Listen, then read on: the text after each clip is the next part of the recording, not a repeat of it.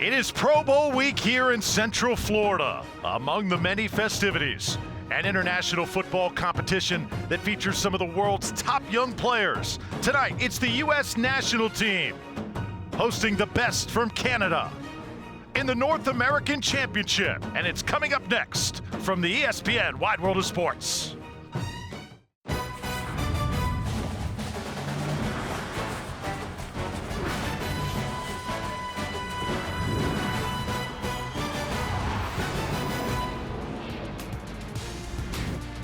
It's a cold night here on Championship Field at the ESPN Wide World of Sports as our North American Championship continues.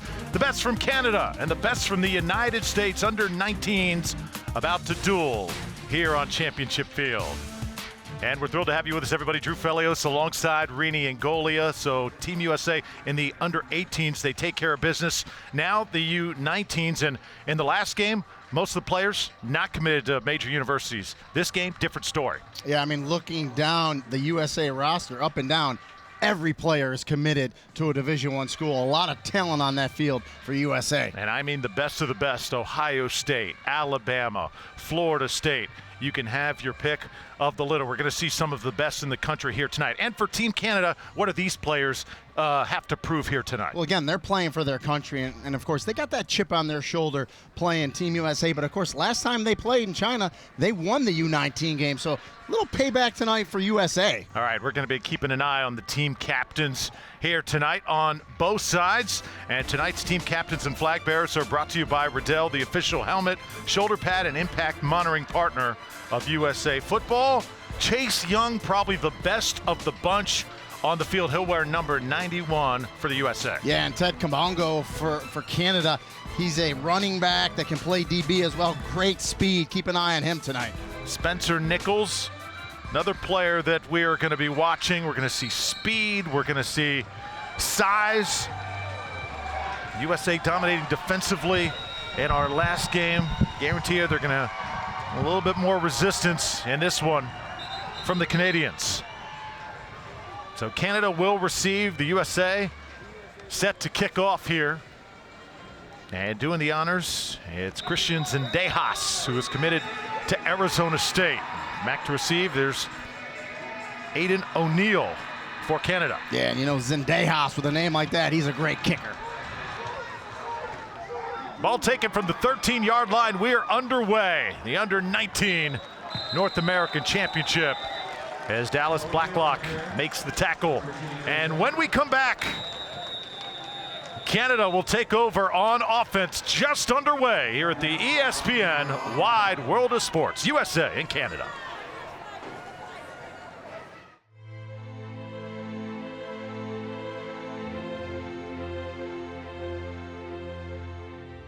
There's no doubt in my mind that tonight is our time. So we're gonna celebrate tonight. We're gonna celebrate Independence Day tonight. Repeat after me. If every member on this football team felt like me, felt like me, what kind of a team will this team be? I represent this country, and I represent my last name. With one goal and one aim. To have fun and to win games. So this right here, it's my time. It's in my heart. It's in my mind. I work real hard to get my shot. So this right here, it's turn up time. It's turn up time. It's turn up time. It's turn up time. It's turn up time. It's turn up time. It's turn up time. It's turn up time. Hey, 1, 2, 3, turn up.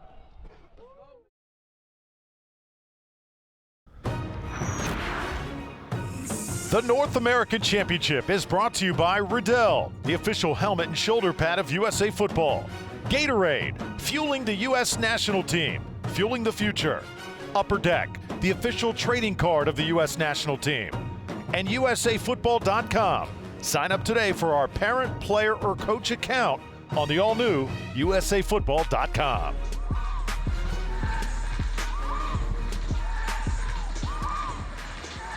So Canada and USA here under the lights at the ESPN Wide World of Sports. Jonathan Senecal is the quarterback for Canada. Ted Kabongo is the running back. He wears number 25. And he is one to watch. They'll try and get him involved early. Fake it to him, use him as a decoy, and toss it out. This is a well set up play, and it's going to be taken ahead across the 40 to the 42-yard line.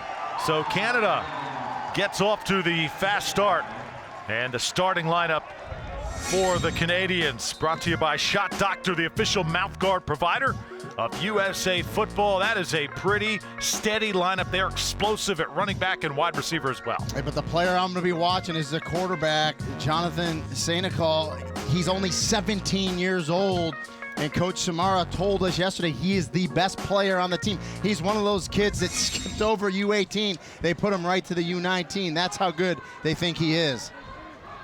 So a first down and a pickup of 22 on the first play from scrimmage. Prior to the snap, false start.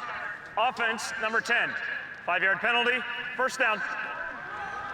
And let's take a look at the starting defense now. That, of course, brought to you by Shock Doctor. Interesting to see how these guys can impose their will. A lot of talent on that defensive unit, and the one that I'm going to watch tonight and everyone else should is 91, Chase Young, Ohio State commit, a very good defensive end, and really this whole defensive unit, entire defensive unit for the U19s can play some ball.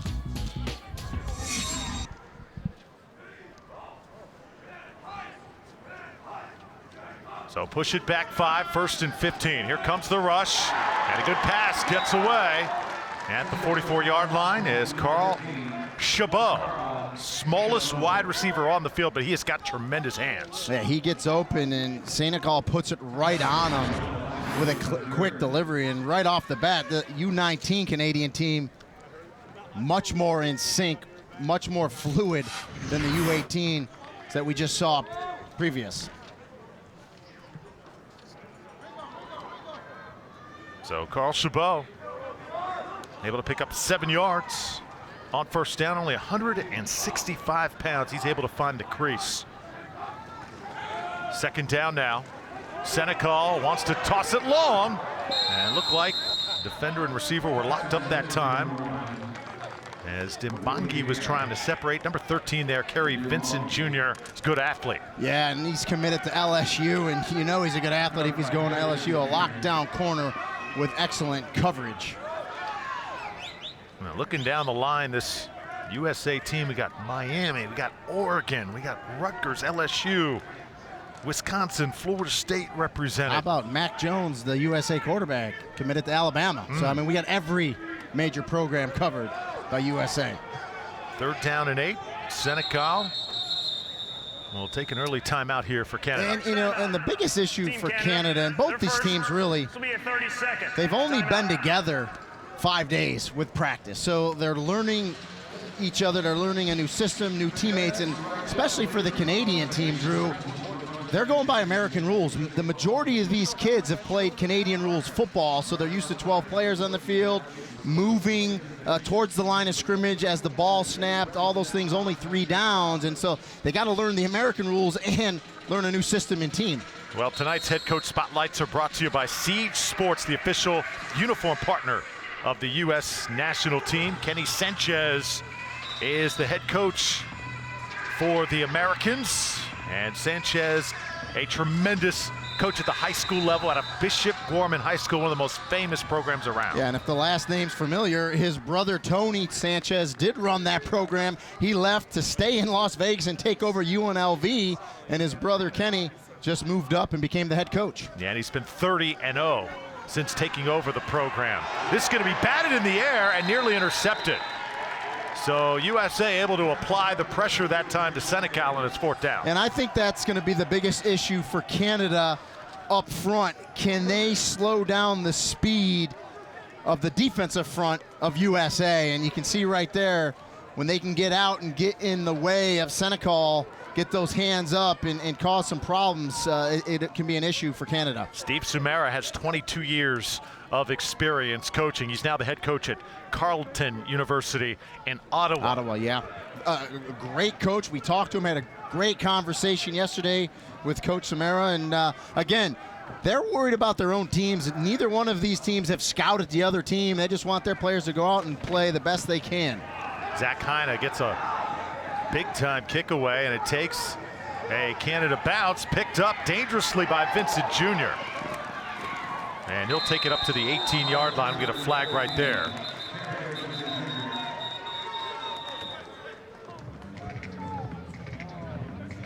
Gary Vincent Jr. LSU command. We're going to see him on special teams. We'll see him on defense. May even see him on offense tonight for a few plays. Yeah, it'll be interesting what this call is. I know number 9, Josh Clark, threw a good block, decleated a guy. Return. Illegal block in the back. Number 9 for the receiving team. Penalized 10 yards from the spot of the foul. First down. Well, and that's who they called it on. And my first look from the booth was that Josh Clark got him in front. You're going to see it's going to be on the right side of the screen. Yeah, I tell you, he got him on the side. That is a legal block, and you're going to see the flag's going to come up from the top. You know, I think the official missed that. I think that's a good block. He's got him on the side. That's legal.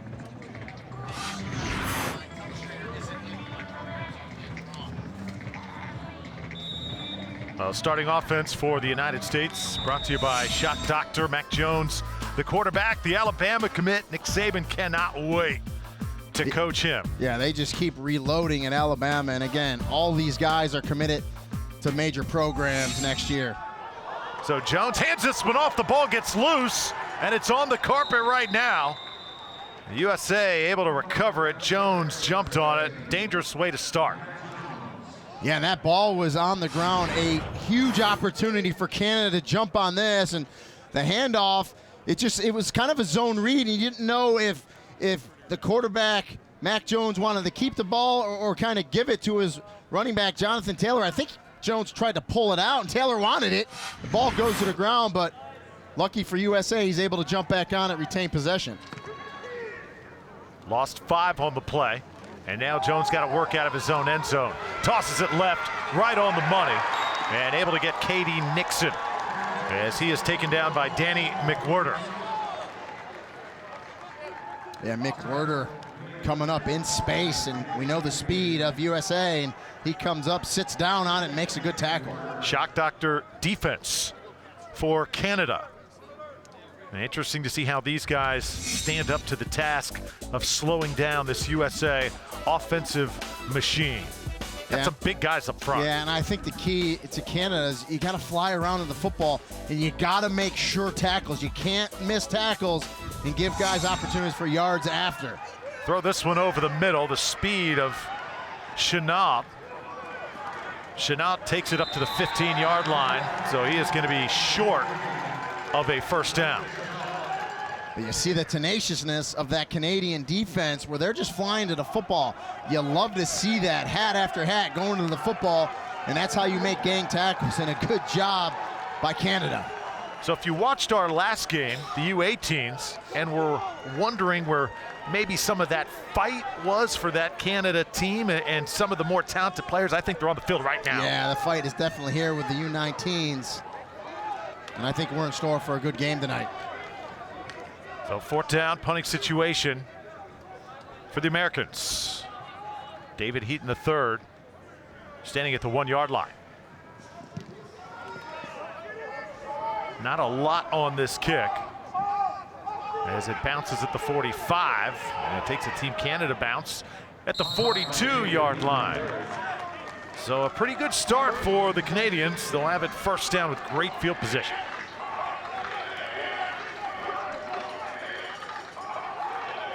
And we'll see if they can take advantage of that field position here.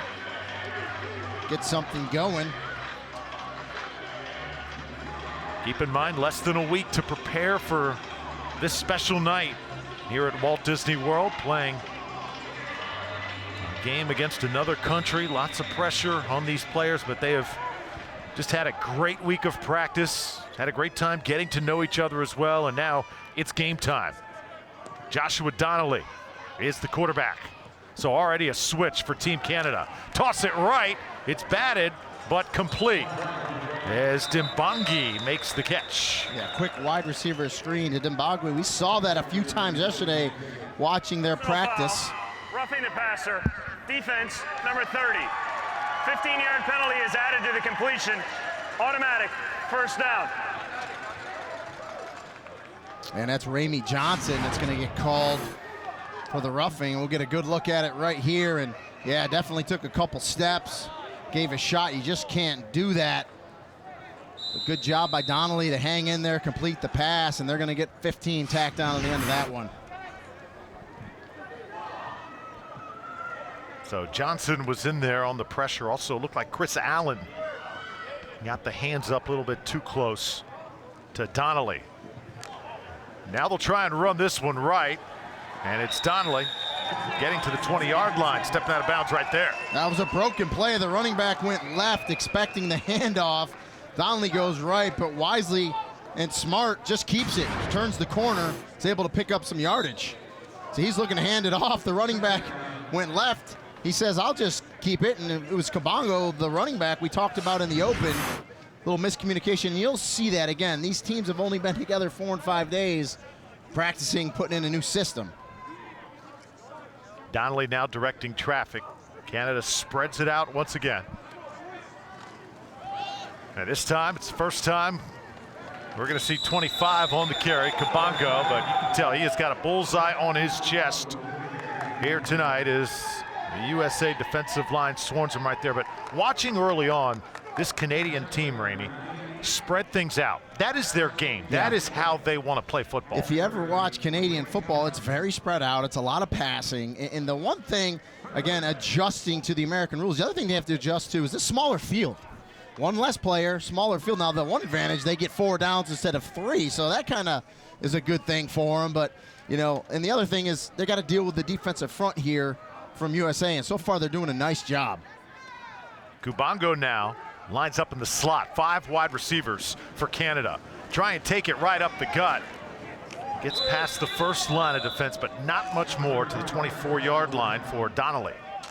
Yeah, and that's a called quarterback draw right there for Donnelly, and picks up a few yards. Look at the beef up front. Yeah, for the Americans. And you saw the push they got, which forced Donnelly really to take off quicker than he wanted to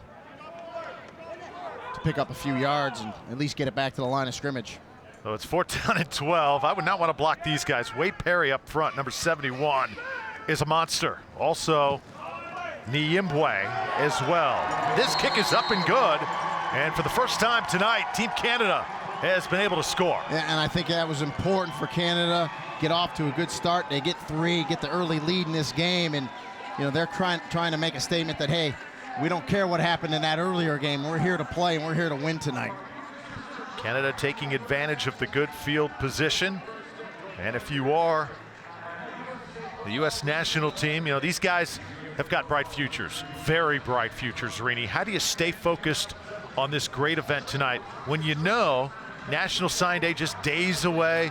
You know also that your college careers are about to begin. Well, I mean, the first thing is I give them a lot of credit for playing in this game. In a day and age where in college football, you know, we saw a bunch of players sit out of bowl games because they, you know, to them they weren't meaningful. And the fact that these kids are out here representing their country means so much to them and me as an analyst, and it should mean a lot to everyone watching. These players want to win. They want to win for themselves, for their country, for their family, for their teammates, and I love the fact that they're out there. With that said, you just got to take it. I know it's cliche, one play at a time, and you got to go out there and get the job done.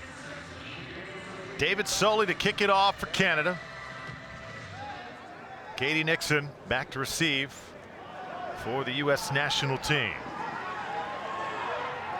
As Nixon has got some wheels up to the 25-yard line. Katie Nixon committed to Colorado. We're going to see him with his hands on the ball an awful lot tonight. Yeah, we spoke to him yesterday, and he's excited about this week as well, and can't wait to watch him as this game unfolds. So it'll be USA football when we come back, looking for their first points of the night in the U-19 North American Championship.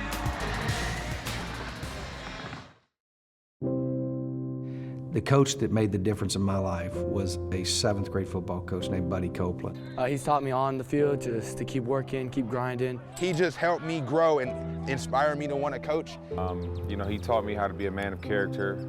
I had never played center before. He gave me an opportunity after he told me I was not a tight end, and he made that very clear. At his level, to be able to reach back and impact my life and impact the lives of other people, I'll always appreciate that. He's just making me confident, which makes other people around me confident, and he's inspiring me on and off the field. He was just a middle school coach for, I think, 39 years. He changed my life, so thanks, Coach.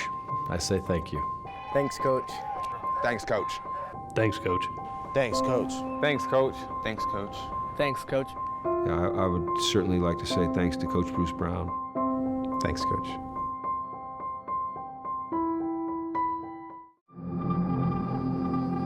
The game starts in the film room and continues in the locker room. It locks down on the sideline, then plays out on the field. The game is controlled from the top down. Mind over matter. Every second on the clock, every inch on the turf, fought over and decided upon by every player out there. It's their game, where strategy and speed of thought conquers all.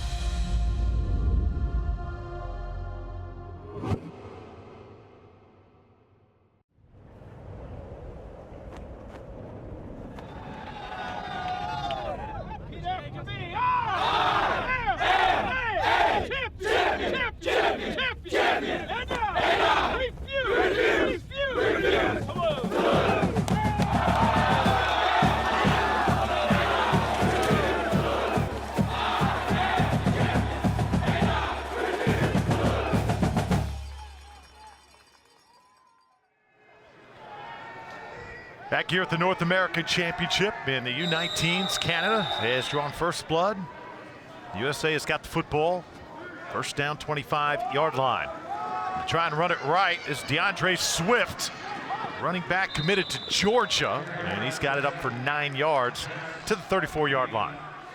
Yeah, and important for USA to get positive yards on first down. When you can pick up 7, 8, 9 yards on first down, that is a plus, and it really helps open your offense up. There's Mac Jones, quarterback for the USA. We're number 17 tonight out of Jacksonville, Florida. He's from the Bowles School. Yeah, one of the better programs, not only in Florida, but in the country. 2nd and 1 now. U.S. national team will sling this one out. Jalen Rager, wide receiver, up near the 40-yard line. I love the uniforms for this USA team tonight. Look at the helmets. Look at the jerseys. They are sharp here tonight. Look at the face masks as well. They got the glimmer on it. Well, you know what they say, when they look good, they feel good, right? They're going to play good. Uniforms so important today, aren't they, for young players? Sure is. It's big in recruiting, too. Yeah. I mean, it's one of the tools that schools use. Ball on the ground, and now running for his life is Jones. Able to get out of trouble for the moment.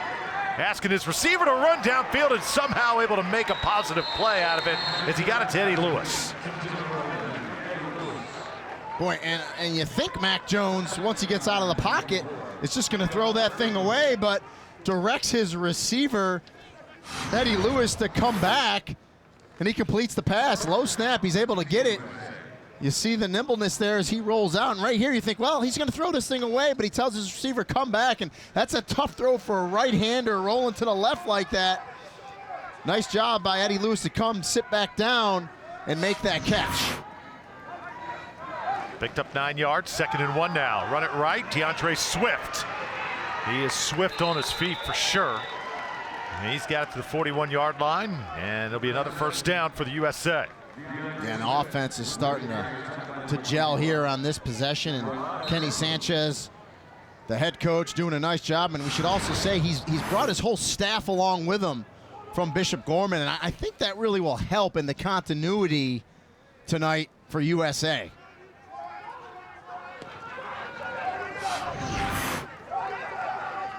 DeAndre Swift off to a good start out of Philadelphia St. Joseph's Prep.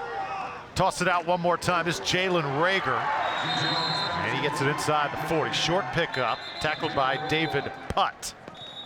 Now, you mentioned the coaching staffs. You know, both staffs had very interesting philosophies, but for USA, Coach Kenny Sanchez says, we want to coach, but we don't want to coach too much. We don't want to overcoach. We just want our guys to do their thing. face mask, number 44 of the defense. 15-yard penalty is added on to the end of the run. Automatic, first down. Coach Steve Samara does not like that, but both coaches, I think, want their players to relax. When you got to be careful with just 5 days to prepare, you don't try to overdo it. You're right. The worst thing you can do in a game like this, when you bring a team together and you have 4 or 5 days to prepare, is put too much stuff on them. You don't want players thinking too much. You want them just to play, react, go out there. So you want to simplify the game plan and just let them be athletes and go out there and show their stuff.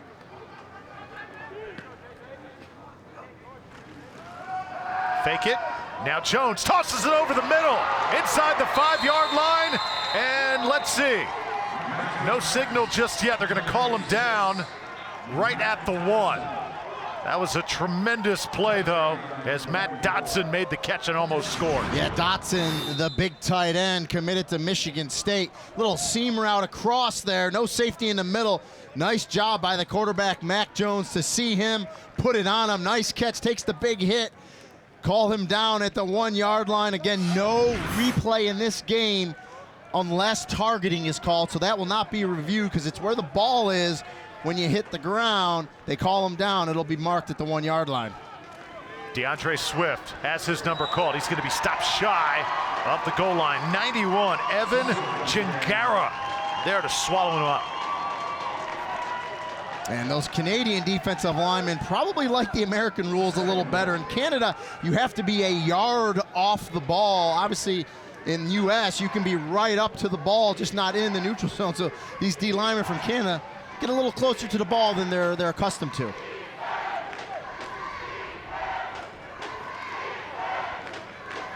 Second down and goal. Canadian crowd want defense here.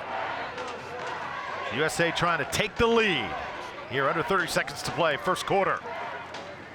Run it one more time, and this is going to be close to the end zone, and let's see, still no signal.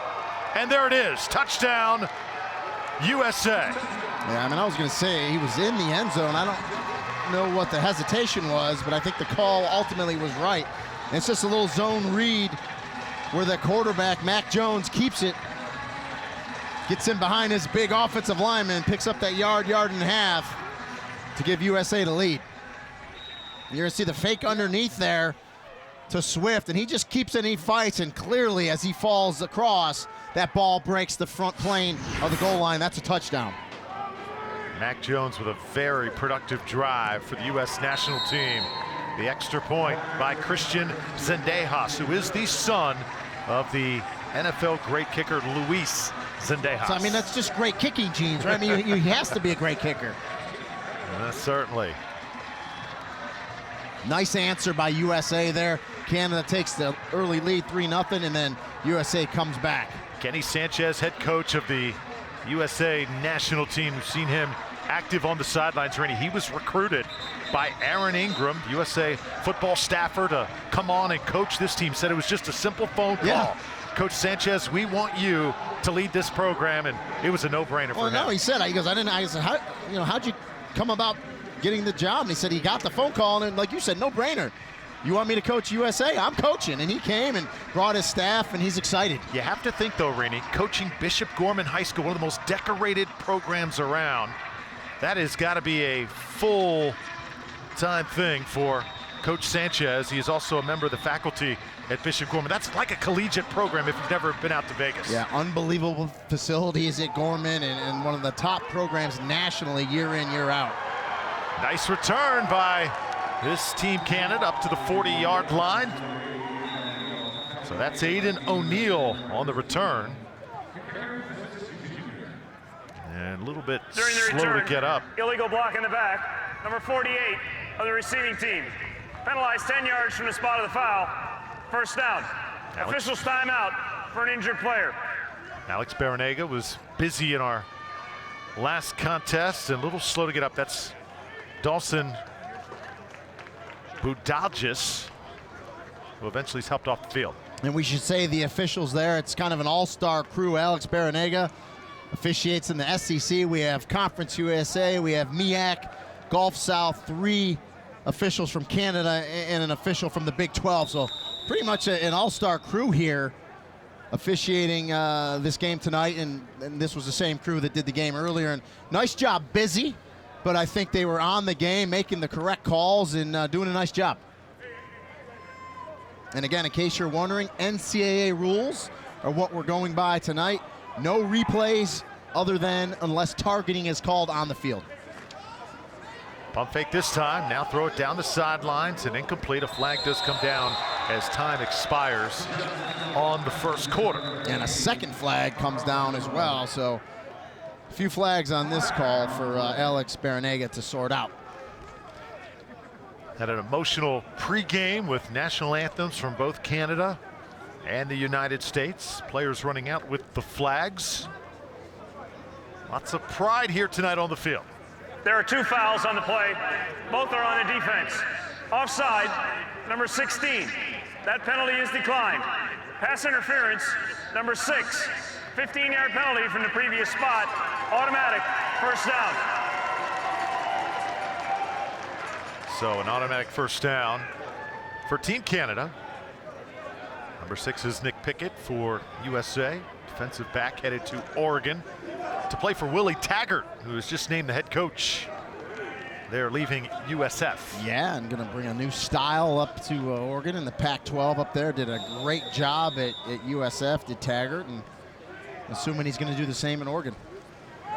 Senecal hands this one off.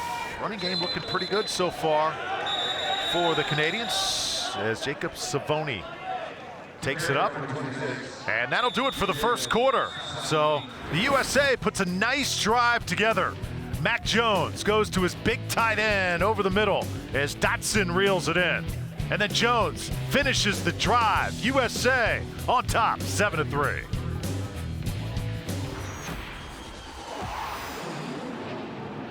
So the USA Football 7-on-7 tournaments certainly have attracted some of the top high school teams, and with those teams, some of the top high school football players. You've got prospects who are going to the Alabamas and the Clemsons of the world, and they have a chance to come out and really showcase their talent and compete alongside of their high school age teammates against their high school rivals. And as a coach, when you look at these type of events, you want to develop your program, right, across the board. So it's your individual players.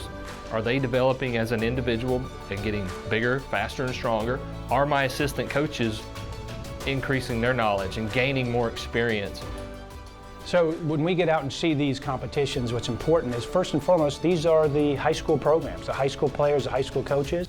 They're naturally competitive, so the environment is very competitive. It's about the scholastic program and the coaches, players, offensively and defensively, and winning as a team.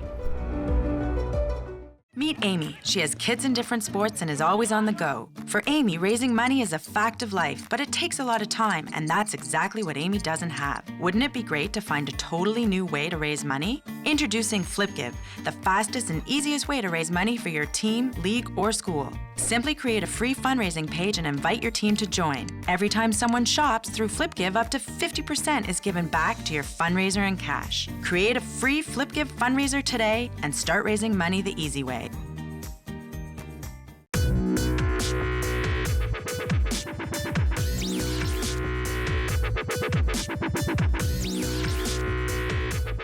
So it's saying this is sports performance, whether we're talking about Olympic athletes or middle school and high school athletes, the foundation is the same. We want to remove dysfunction and then build upon their sport-specific movements to allow them to function at a very high level on and off the field.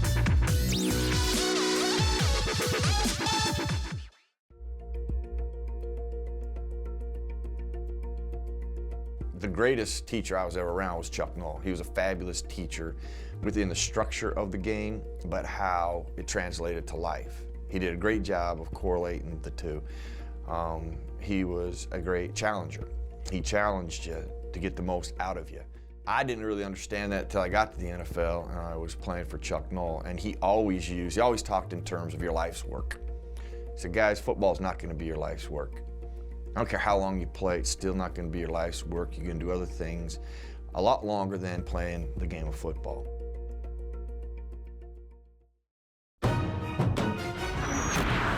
The North American Championship is brought to you by ESPN, an official partner of USA Football and the Heads Up Football program. Volt Athletics, train on the same program as the U.S. national team. Cutter's Gloves, the official glove of USA Football. And USA Football's Coach Performance Center.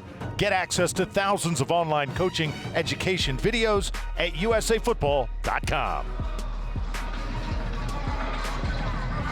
Start the second quarter with Team Canada on the move. Jonathan Senecal and the offense with it. Second down from the 32-yard line. It's open over the middle. That's a quick throw. And I'll tell you what, Carl Chabot is a tough little receiver. He's kind of like Austin Renfro playing for Clemson. Yeah, but a little shorter than Renfro, but yeah, he's tough. Go over the middle like this. Watch a quick throw by Senecal. A little bit of a three-quarter throw, gets it in there. The receiver, Chabot, takes that big hit but holds on to it. A nice pickup there on second down. Makes it third down and 2. Chabot lining up in the slot.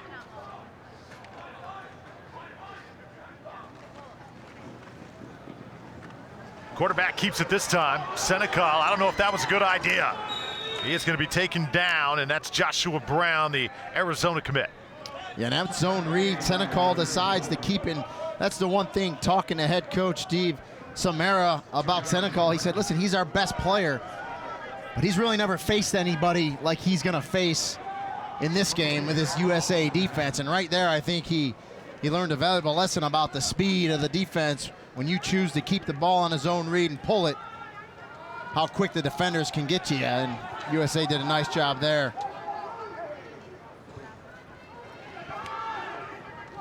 So 4th down and 1, and a punting situation. Get this one away. Taken at the 22-yard line. This is DeAndre Swift, and he is surrounded at the 25. So special teams playing very well here in the first half for Canada, as we have seen so many great players go through USA Football. The U.S. national team program has featured more than 650 high school athletes who've gone on to play NCAA football. 4 of these young men became household names. The national team featured prominent players like Heisman Trophy winner Jameis Winston. You've got Todd Gurley as well, the 2015 NFL Offensive Rookie of the Year, and Fred Biletnikoff winner Corey Coleman, among others.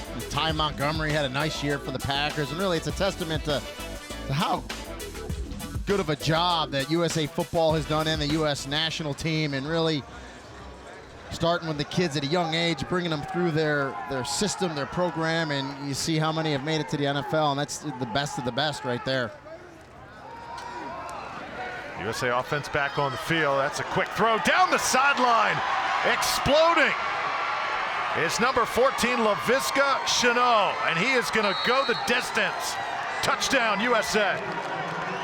You just see the speed from Shenault right there, and that was Lindell Stone, a new quarterback in the game, and quick pass out. And you always hear me say, Drew, get the ball in the hands of your speedsters, your skill players in space, catch a couple blocks on the outside, and Shenault is just gone. Great blocking on the perimeter. You see a couple guys blocking in front. Look at the speed by that young man down the sideline, and he's not going to be caught. He's another Colorado commit, and great speed right there. Run after the catch, and quick strike by USA. Zendejas on for the point after, 14-3. So back-to-back touchdowns by the U.S. national team, showing the speed. Laviska Shenault, the wide receiver, gets the pass, and you could say goodnight. 11-point lead for the Americans.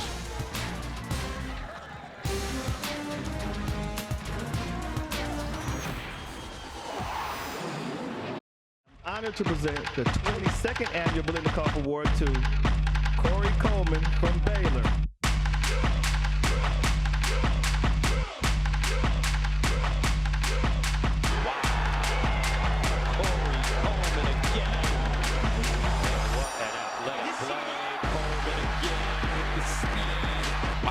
He's got a 45-inch vertical, runs a 4.3. I'm the best wide receiver in the country.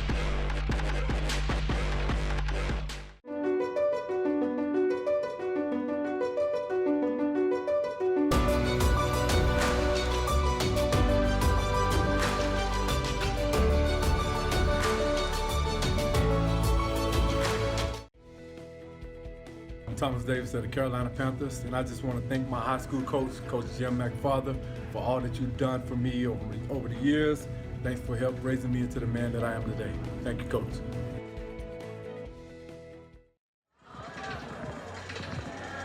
Laviska Shenault, the Colorado commit, the man of the moment right now, 6'1", 205 pounds, showing the athleticism on that last play from scrimmage, and USA leading right now 14-3. Drew Felios and Rini Angolia, USA dominating in our U18 matchup, and now they've taken control of this game for the moment. Well, and if you're Lindell Stone, the quarterback of Virginia commit, pretty nice. You come in the game to replace Mac Jones, who was 6 for 6, by the way. Your first pass to Shenault, pretty nice, touchdown. So many weapons on the field tonight for the U.S. national team. Zendejas to kick it off. Short kick this time, and this one takes a bounce. That is a hot potato at the 30-yard line, as we saw the U18 USA squad. They recovered 2 onside kicks in the last game. Yeah, that's just that little pooch kick to an open area. Of course, that is a live ball, so Canada needed to get on it. Good pressure by USA to get down there. So Joshua Donnelly is going to come back into the game for Canada, wearing number 17. It's been Senecal and Donnelly taking the snaps up to this point.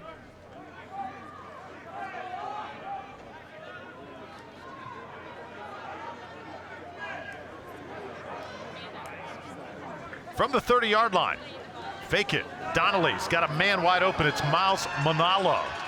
And he is a big bruising fullback that likes to get his hands on the football. Yeah, it's a good play call there as they slide Manalo underneath.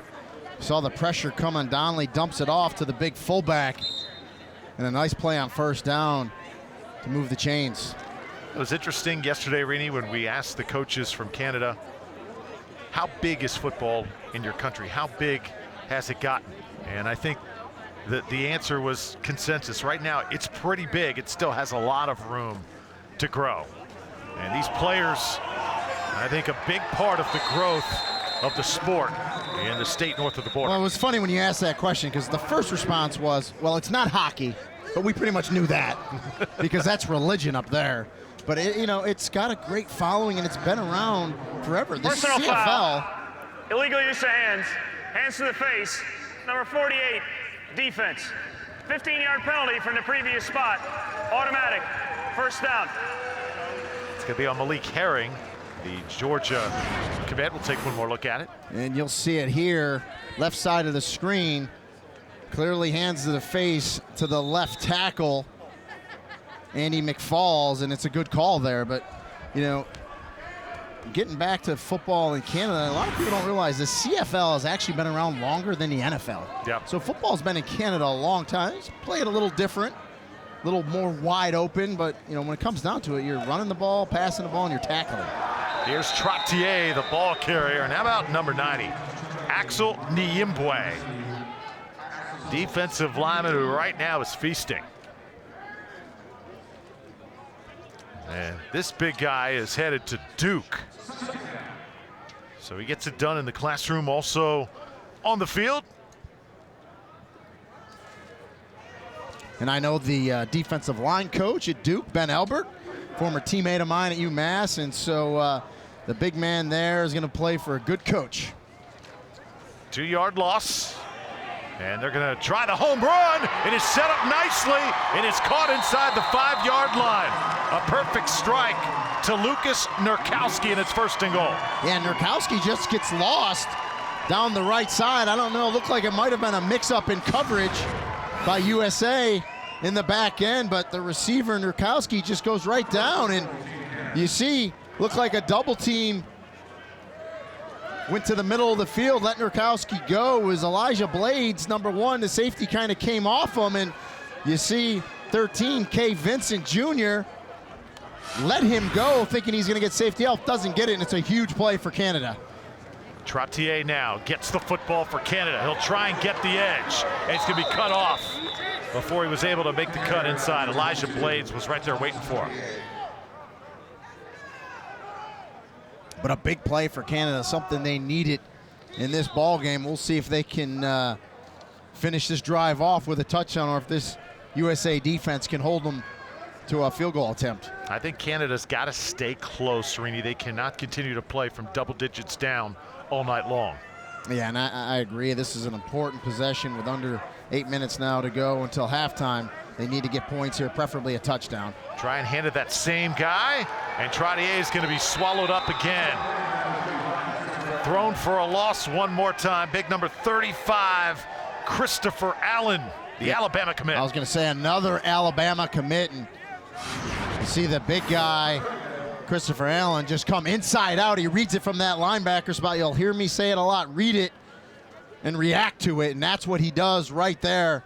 Gets there and makes the play. 3rd and goal now. If you are the U.S. national team, it would go such a long way for able to hold Canada to a field goal. And once again, 2 moving, and our officials immediately step in. Timeout, Team USA.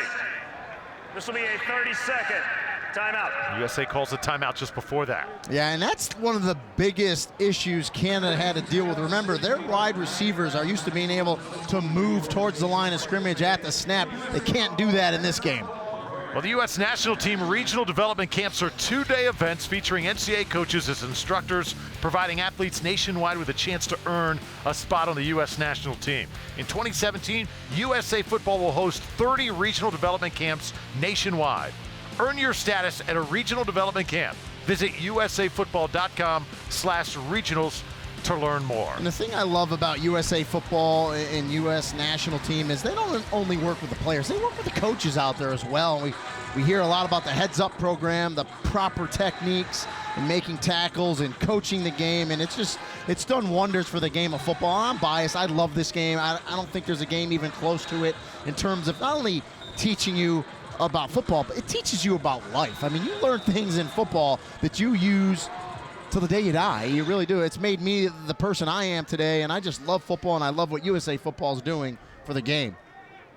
Joshua Donnelly, the shotgun now.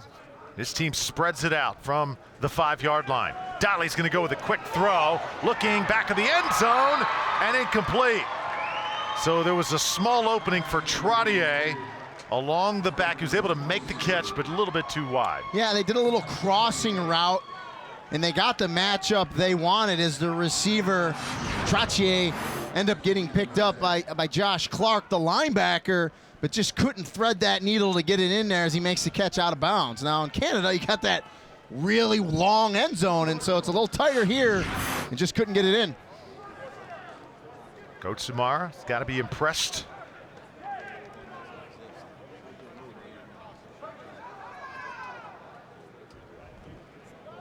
As his team now will try a field goal. This is a 22-yard attempt. David Soley, and this kick, did it squeak through? Yes, it did. Keep in mind, these are NFL goalposts these kickers are kicking into here tonight. Yeah, and therefore the hash marks are in there tighter as well. But there is a flag on the play, and we'll have to see what it is.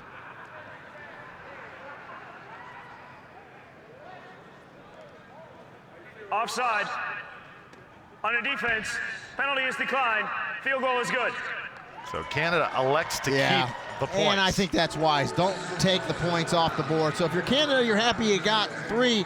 If you're at USA, you're happy though as well, because you held after you gave up the big pass play, held Canada to a field goal.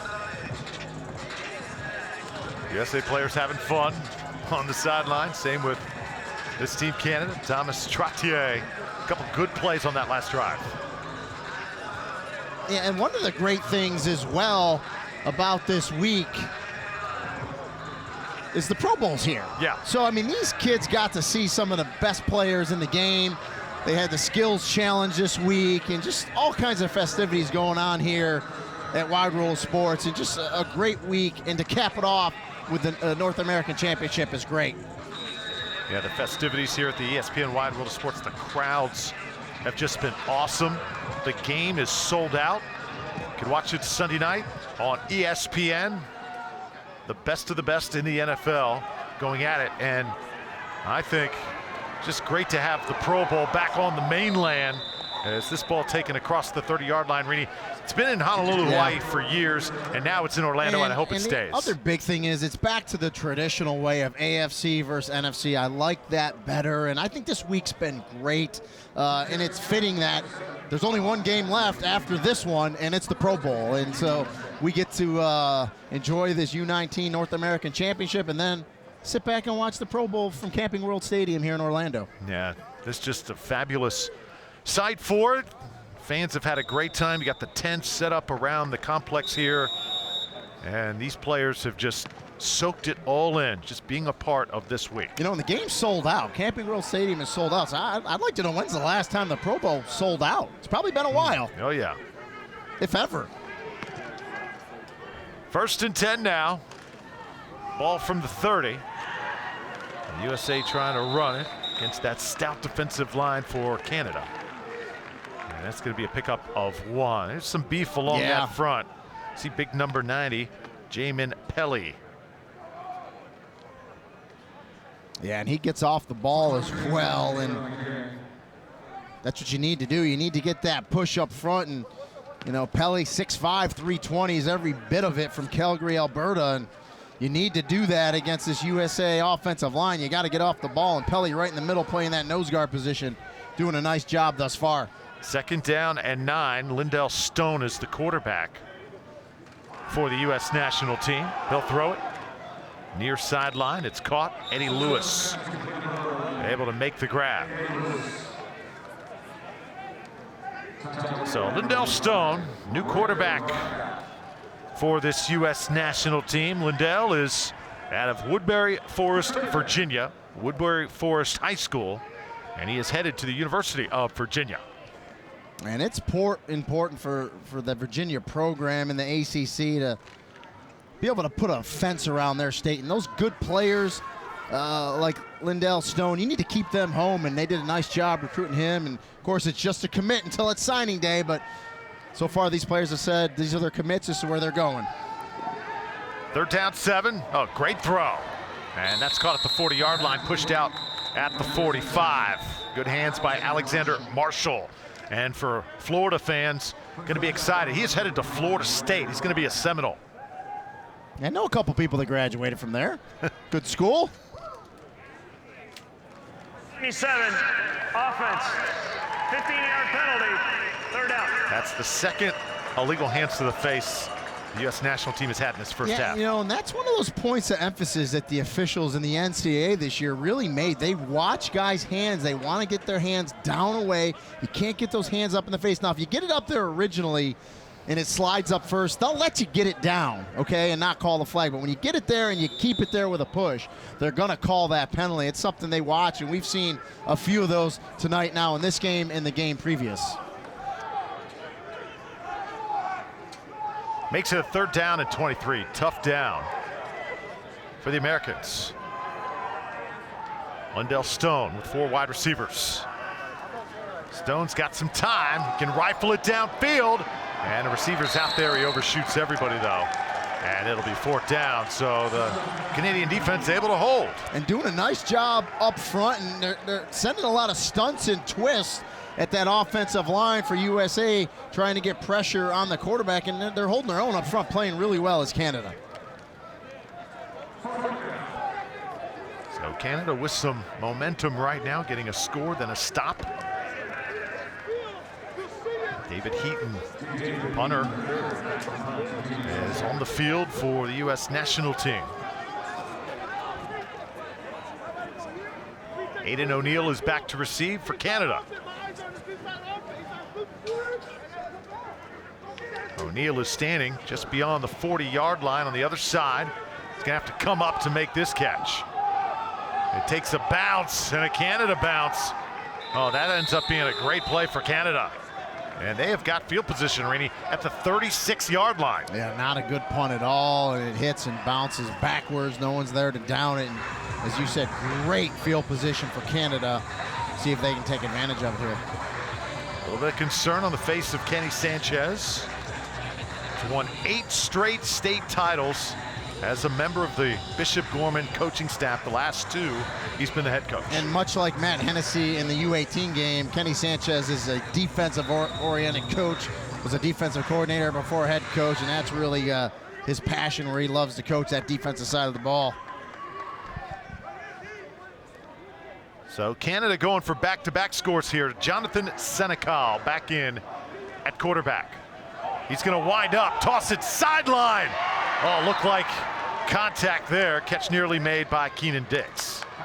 Yeah, and Dix tries to go up and high point that ball. He's a 6'3" receiver, but good coverage by USA, and Kerry Vincent Jr. was there, and good throw by Senecal. Again, only 17 years old, brought up on this U19 team, and you look there, and Dix got away with a little bit of a push, but I think all in all, the officials are letting him play down the sideline. But a nice throw by Senecal, just can't make the completion. As a receiver, Keenan Dix can't come down with it. Coach Samara says that his quarterback, Jonathan Senecal, could be the best quarterback to come out of Canada in an awfully long time. That's how talented he is. And you see, he just kind of methodically takes his team down the field, hits Miles Manalo. He says, I know one thing about my quarterback, Senecal. No matter how ferocious this U.S. national team defense is, Senecal is going to be a cool customer on the field. Well, and he's that quarterback that's just cool under pressure, and he understands the game. You can see it by watching him, and he's got all the tools, he's got the arm, he's got the quick delivery, but he understands the game. And, you know, it just comes easy for some guys at the quarterback position. And for Senecal, boy, he's good, only 17 years old. Tanner Sudo is his running back. Here comes the blitz. Oh, my. Christopher Allen.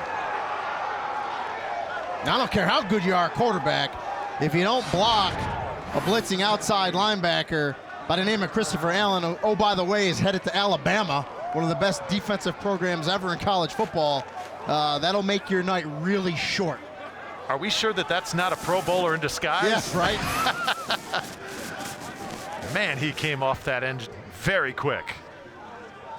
Baton Rouge, Louisiana. And that's the thing about Alabama. You talk about their great recruiting classes. There's a player right there in Christopher Allen that's from Louisiana. He's from Baton Rouge. And he doesn't go to LSU, right? Nick Saban's able to sneak in there and get him and pull him away. So not only are you getting a great player, but you're keeping him from a rival in your own conference.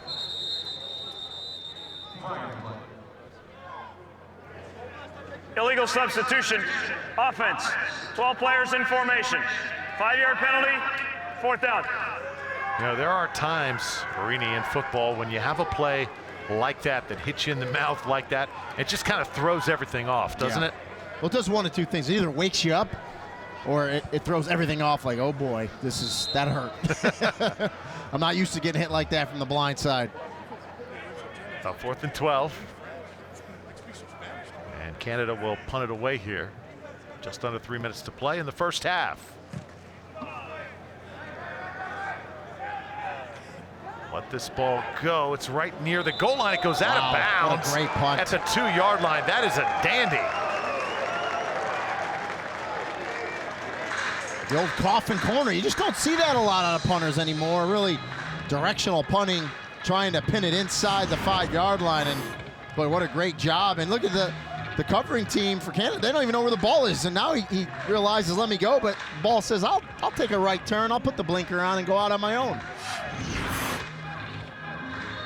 So David Soley, tremendous job getting that done. There's been some great punters coming out of Canada in the past. It's a dangerous weapon, you know. It's one of those positions that's really underrated. It can flip field position if you're a good punter, and you can pin teams down deep just like that. So it really is an important position.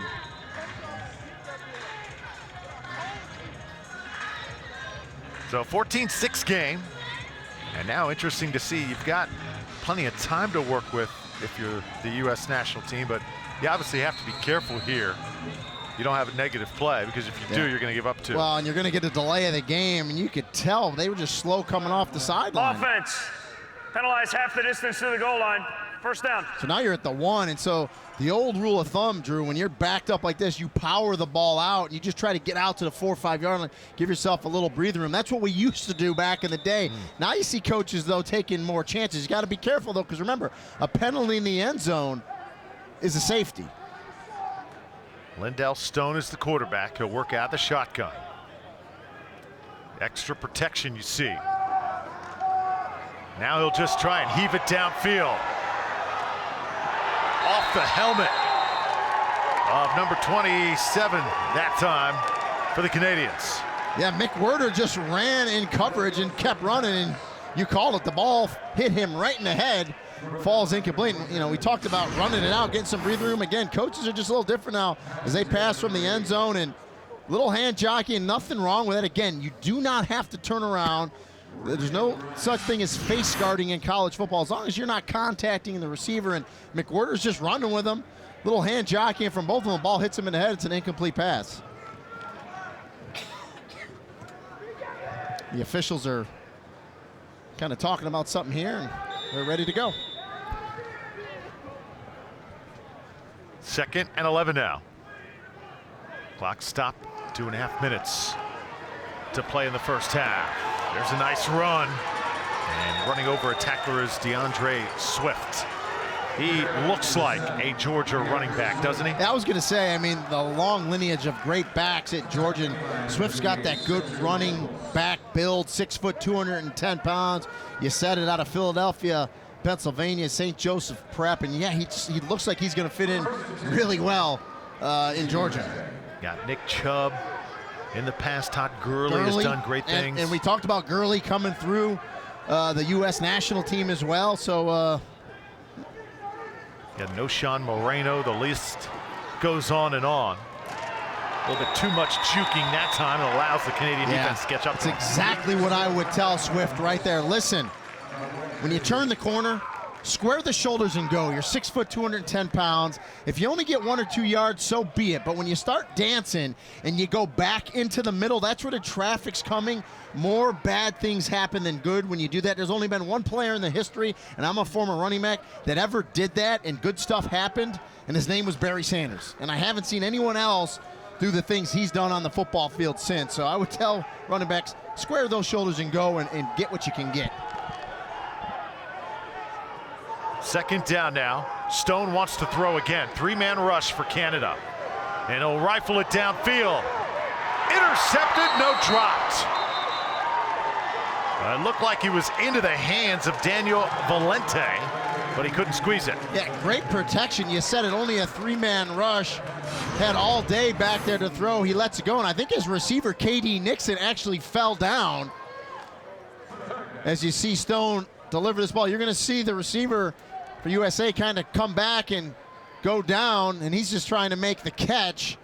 Good coverage as well by Canada. By Valente, just can't come down with the interception.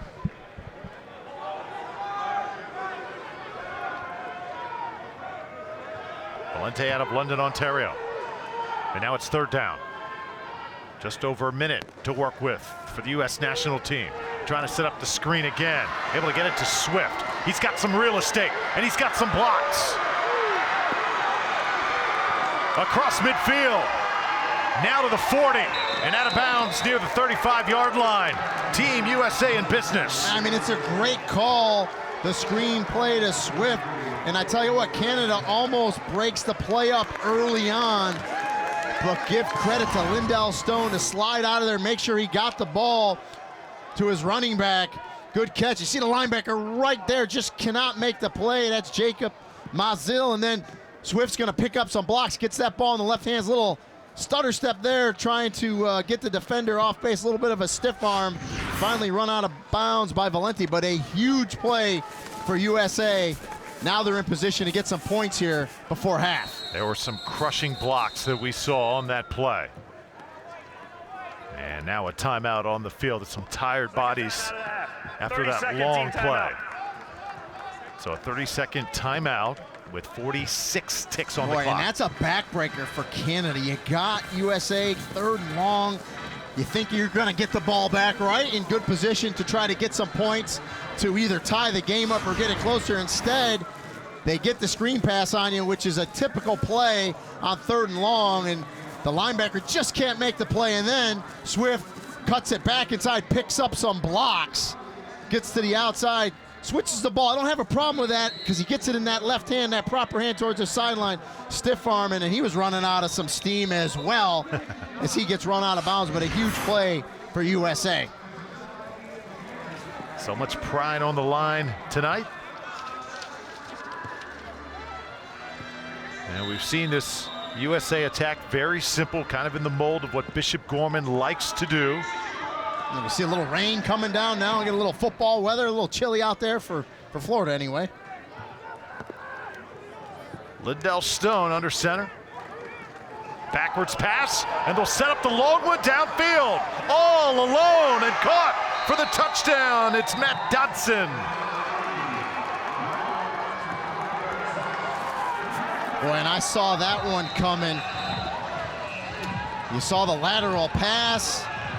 Flag on the field though, Rainey. Yeah, we'll see if this one stands. And I think it's going to be excessive celebration because I think Matt Dotson dunked it over the goalpost, so you're going to get 15, but you had the lateral pass. Lindell Stone to Randall Grimes, the USC commit, threw a beautiful pass. Matt Dotson was wide open, so I think this touchdown's going to stand. We'll see what the call is, though, however, from Alex Baranega. Touchdown is good. Following the touchdown, unsportsmanlike conduct, Team USA number 86. The 15-yard penalty will be assessed on the kickoff. This is number 86, first unsportsmanlike conduct foul of the game. And you see the lateral pass right there, and you could tell Grimes was getting ready to throw it the whole way. And I tell you what, you know, Matt Dotson just releases, and you see the dunk here, and he's excited, but you know, NCAA rules, you're going to get a penalty now, and at 15 yards on the kickoff, you hope it doesn't hurt him. But clearly a penalty, but a great play call. We see some trick plays in that first game, and they're not disappointing here in this U19 game as well. How about the pass from Randall Grimes? Right on the money, and right now there's a lot of swag on that USA sideline. Matt Dobson is loving life. Dotson is committed to Michigan State. 6'5", 230 pounds. These players, this night means a ton to them. And Grimes, how about the pass by Grimes? His USC commit, so a little Pac-12 to Big Ten there. Hook up.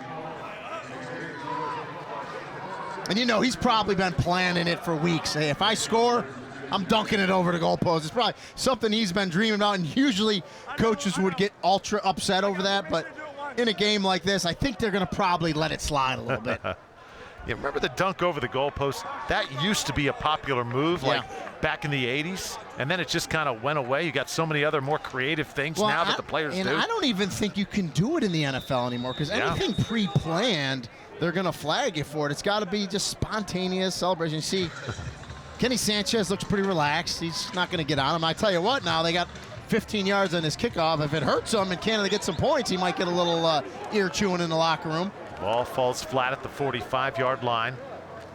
33 seconds to work with now for this Canadian team. Played pretty well in the first half. USA. Players, you can just sense after the first 24 minutes, a little bit of a talent edge to the U.S. national team, I think. No, I would agree with that. And again, neither of these teams have scouted the other ones. They're worried about themselves, so no one really knew what they were going to come up with. And even Steve Samara, the head coach in Canada, said, yeah, we'll see when we kick this thing off. And they're finding out this USA team's pretty talented. Fake it to Kabanga. Now elude the rush. Oh, that's a great second look there.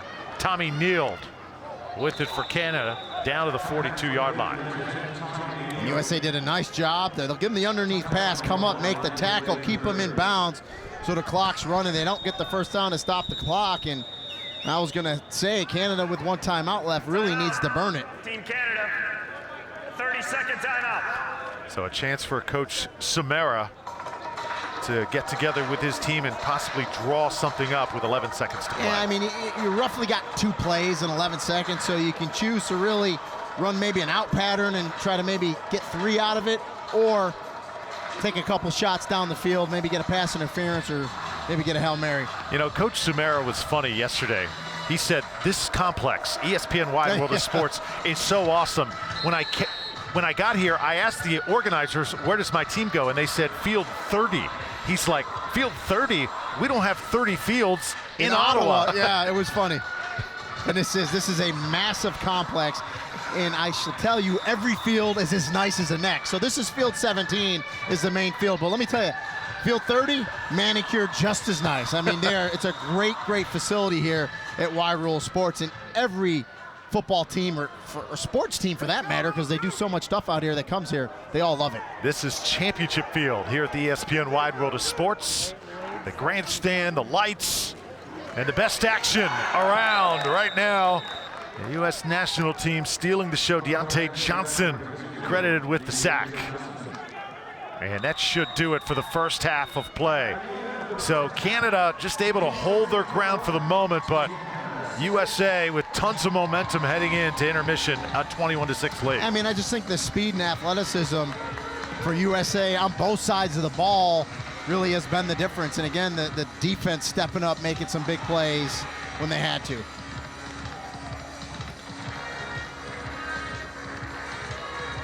So DeAndre Swift made a huge play for USA. And that game changer as they were backed up. And then the touchdown eventually by Matt Dodson. And it's 21-6 heading to intermission. And we are joined now by the head coach of Team Canada, Steve Sumera. Coach, tough task for your team tonight. What adjustments can you make in the second half to keep this USA team in check? Well, the big one is, we blew a couple coverages there, and that obviously that led to explosion-type plays, and they got some speed on that side of the field, and that hurt for sure. Well, Coach, thank you so much. Best of luck in the second half. Thank you very much.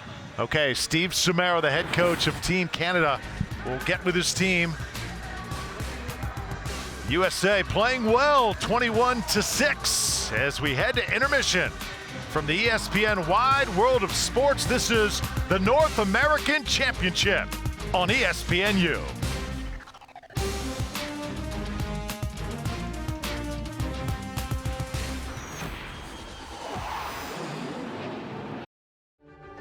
Focus, get that mental work now. Time to eat. Do a day. We've been doing this since we were 7 and 6 and 5 and 4, all right? We got one last shot, all right? Smart, short-term memory. Okay, in a football game, good things and bad things happen. Stay smart. Blue flags, break down. Catch the ball, get upfield.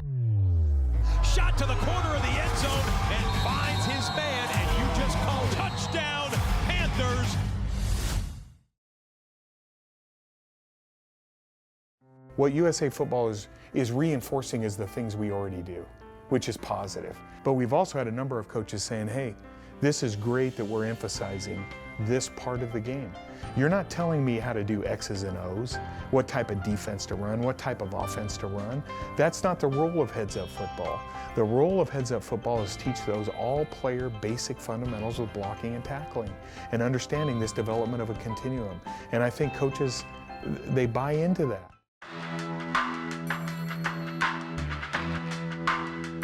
To me, it has nothing to do with what level you're playing at. This is just the right way to tackle, and we really think that we're seeing the future of football.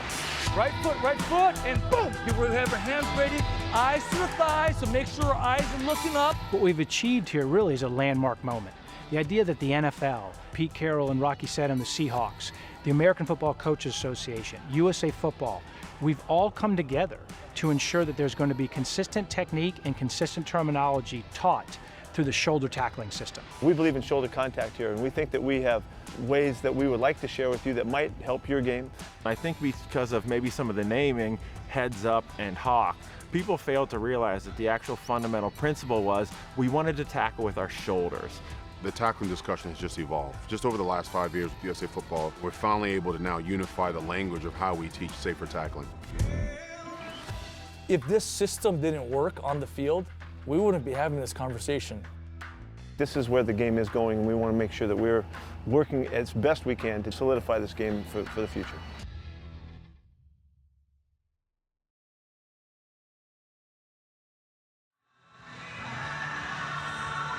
Back here at the North American Championship, 21-16, the U.S. national team leads Team Canada. In 2016, more than 9,000 high schools, middle schools, and youth organizations participated in USA Football's Heads Up Football program. The nationally renowned health and safety program takes a comprehensive approach to a better, safer game, covering player safety and football fundamentals for high schools, middle schools, and youth leagues. Enroll your program in Heads Up Football at usafootball.com/headsup. Here's a look at the positive difference Heads Up Football is making today. The words that we use have a direct relation to their learning thought process. We're going to put this all together. So break down, go, close the gap. Right before making contact, I buzz my feet based on my hit step, shoot, and rip my way through it.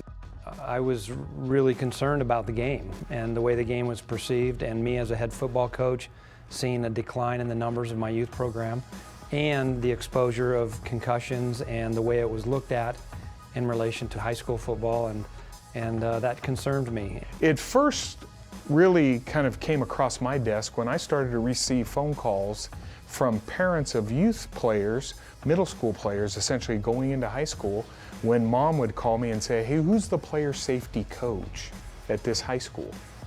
And I would scratch my head and I would say, player safety coach, what's that?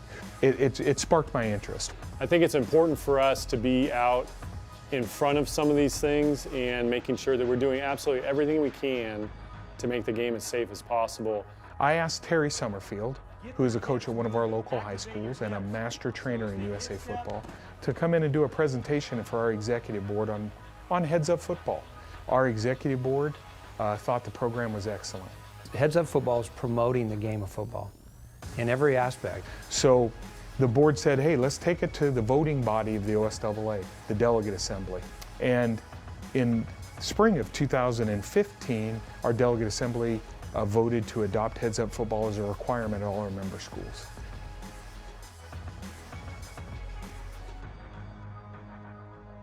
So here's the steps. Today you've gone through your training. You're going to go back and you're going to communicate with your athletic director on the coaches that you have in your program. Get them the high school certification. Then you'll conduct a coach's clinic. You're going to do the same thing with your parents. I think so many times we assume that because we're coaching these kids, the parents, they're trusting us all the time. But we have to think of it the same way. We can't assume that the kids are going to know anything. What USA Football is reinforcing is the things we already do, which is positive. But we've also had a number of coaches saying, hey, this is great that we're emphasizing this part of the game. You're not telling me how to do X's and O's, what type of defense to run, what type of offense to run. That's not the role of Heads Up Football. The role of Heads Up Football is to teach those all-player basic fundamentals with blocking and tackling and understanding this development of a continuum. And I think coaches, they buy into that. If you love the game of football and you love working with kids and you want to do the right thing, USA Football is going to provide you, give you the tools that is going to put an emphasis on the players. Stick and its safety. Finish all the way through. We think it's the best initiative out there, comprehensive player safety course. I feel extremely comfortable in the fact that we're going to have 241 schools in this association, all of which are Heads Up schools, all of which have player safety coaches, and their coaching staffs have all completed the online requirements to be Heads Up certified. USA Football, the Heads Up Football program, is the right thing to do for any football program. Youth, high school, college, pro, it doesn't matter. It's what's right for the game.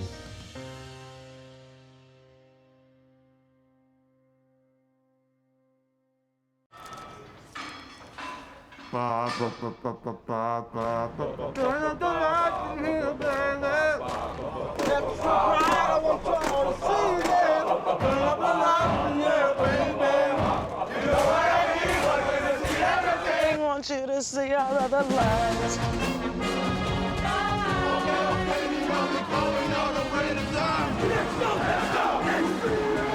Gatorade bars. Never let hunger get in the way of your game.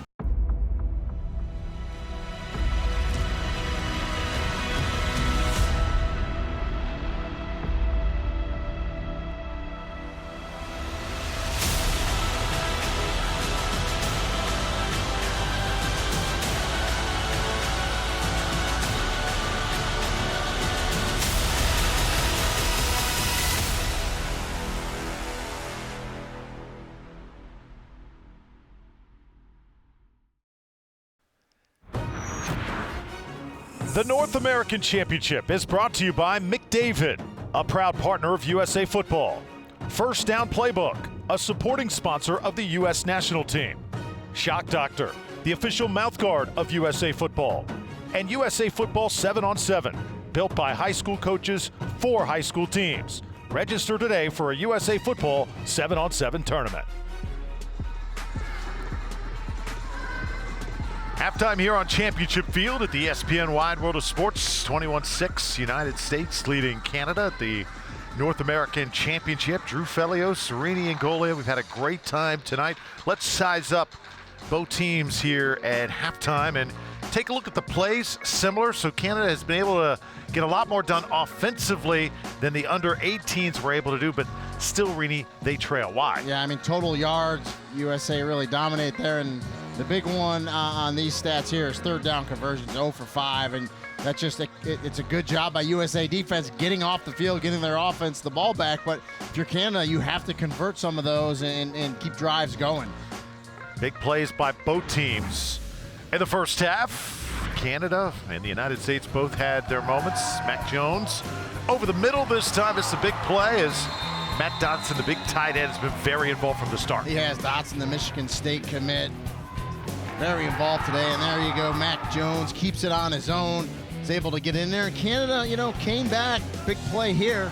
Joshua Donnelly able to hit Lucas Nurkowski in stride. And then near the goal line, and it's number 22. And he was stuffed right there. The defense tightened up after that. And that was a big possession because USA kept Canada out of the end zone there as we see the Alabama commit Christopher Allen come up and make that big play and held Canada to 3 there. How about this play? Down the sideline like a bolt of lightning.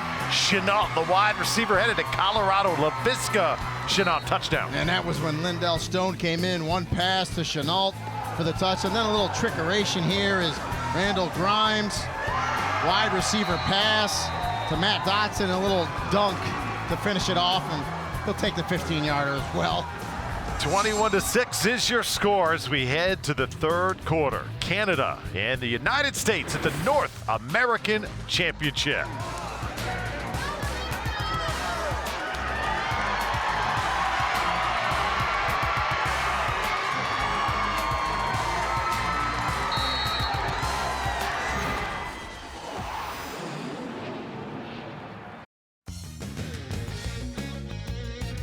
Disney Soccer Showcase is the ultimate place for top clubs and players to be seen by hundreds of top college coaches looking for great soccer talent. Rated the #1 youth soccer tournament in the U.S. in a Soccer America survey, Disney Soccer Showcase gives athletes a chance to shine on one of the biggest and best stages set for youth soccer in the country, here at ESPN Wide World of Sports Complex. For more information, visit DisneySoccerShowcase.com.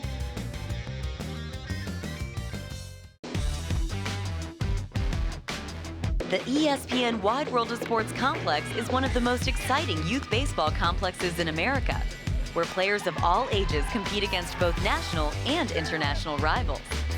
Athletes can hone their skills year-round through open registration tournaments and spring training programs for high school and college teams on major league quality fields while creating memories that last a lifetime. To find out how your team can play here, visit DisneyBaseball.com.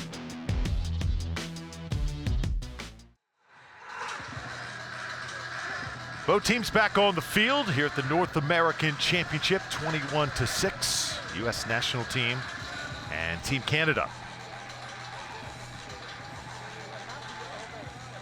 See the MVP of the first game, Mohamed Sanogo, giving players high fives down on the field. Boy, did he ever put on a show for the U18s. And we're seeing more of a defensive line domination for the Americans in this game. It was the linebackers in the last one. Well, when you come into games like this, I think the defense always has an advantage because it's faster to adjust to new teammates in a system when you only have 4 or 5 days than it is when you have to do it offensively. So inherently in games like this, the defenses, I believe, always have an advantage.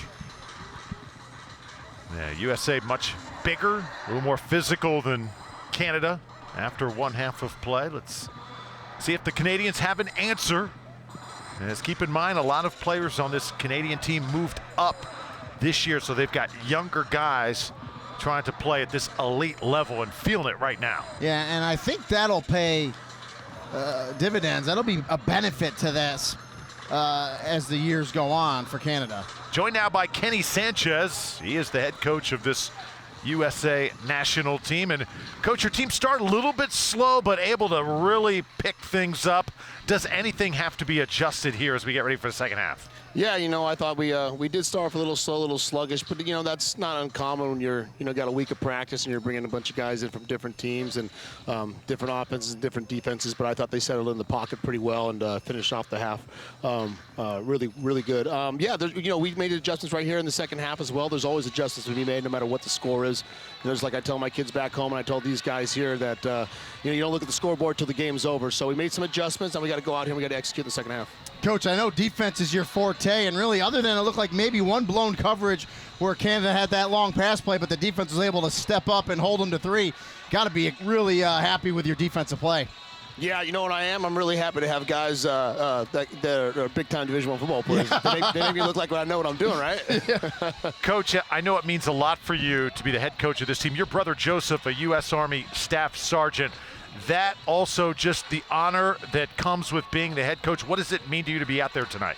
It's kind of one of those things that you're not really expecting, and then we said goodbye to my brother to ship him off to Iraq for his 3rd tour. He's there right now, and so obviously it's real close to home, and but anytime you don't really realize it till you get here, and the national anthem's playing, and you're wearing your colors, and you're wearing the USA Team USA on your chest, and what an honor and privilege, and I'm really happy to be here.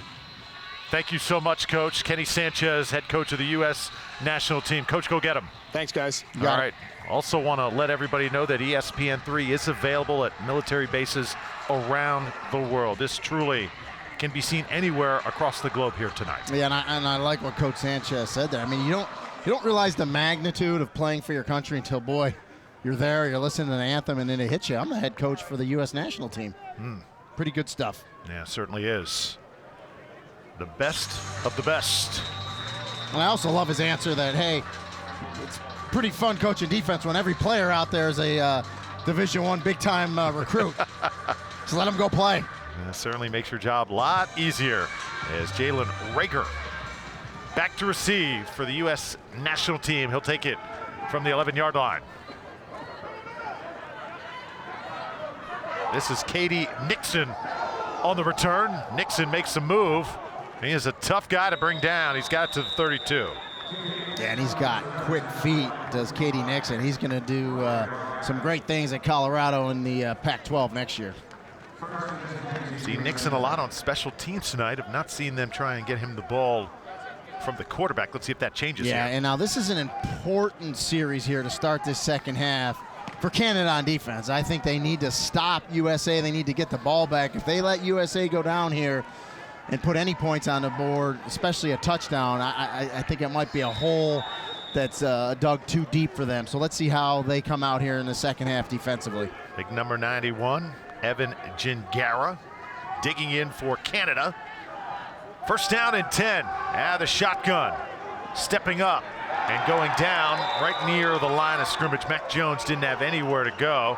And that was big 91, Gingara making the play. Yeah, I mean, right on cue. Gingara steps up, makes the play, and gets the sack on Mac Jones. Mac Jones impressive in the first half. Rini, he did not have one incomplete ball. Yeah, spread the ball around, and I think his favorite receiver was Matt Dotson, the big tight end, and did a nice job. But right there, some good pressure from Canada, and that's what they have to do against these USA quarterbacks, get pressure on them. After the pickup of one, Jones hands this one off. And this is a nice run by Kalan LeBourne. So he's going to get it close to a first down. Yeah, and LeBourne, I mean, it looked like he just ripped the ball out of the hands of Mac Jones, and Mac Jones looked a little surprised, like he didn't want to give him the ball, and it's a little zone read, and you saw Jones kind of look back at him and go, okay, I guess you want it, take it, and guess what? He takes it for a first down. And Gingara there once more to take him down. It will be a first down, though.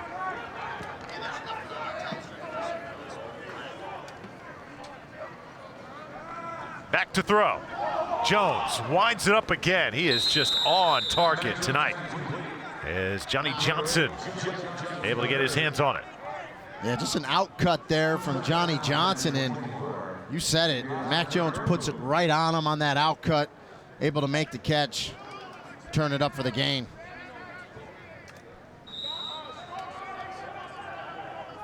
So Mac Jones doing everything tonight. 10 first downs now for this U.S. national team. 21-6 is your score.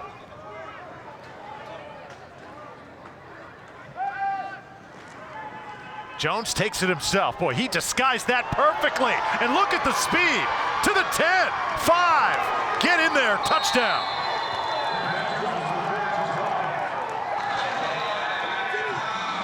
Well, it's funny because the last couple zone reads that Mac Jones ran, I think he actually wanted to keep it, but the running backs took it out of his hands. And that time he said, you know what, I'm going to make sure I keep it, as he pulls it out of the belly of his running back LeBourne and gets some great blocking up front by that offensive line.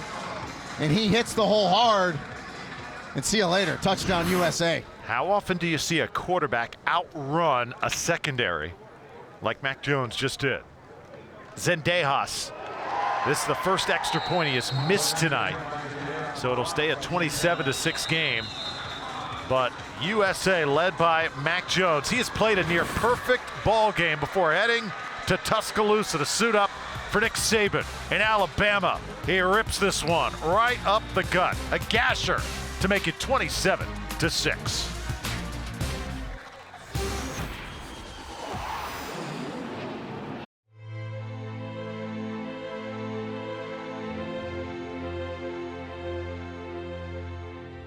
There's no doubt in my mind that tonight is our time.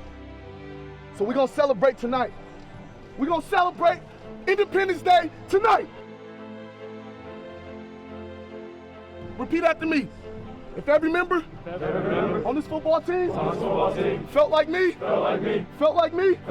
what kind of a team will this team be? I represent this country, and I represent my last name. With one goal and one aim, to have fun and to win games. So this right here, it's my time. It's in my heart. It's in my mind. I work real hard to get my shot.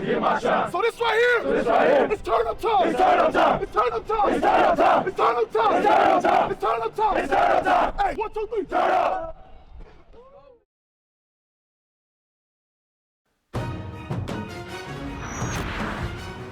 The North American Championship is brought to you by FlipGive, a fundraising partner of USA Football. St. Vincent Sports Performance, the official sports medicine partner of the U.S. national team.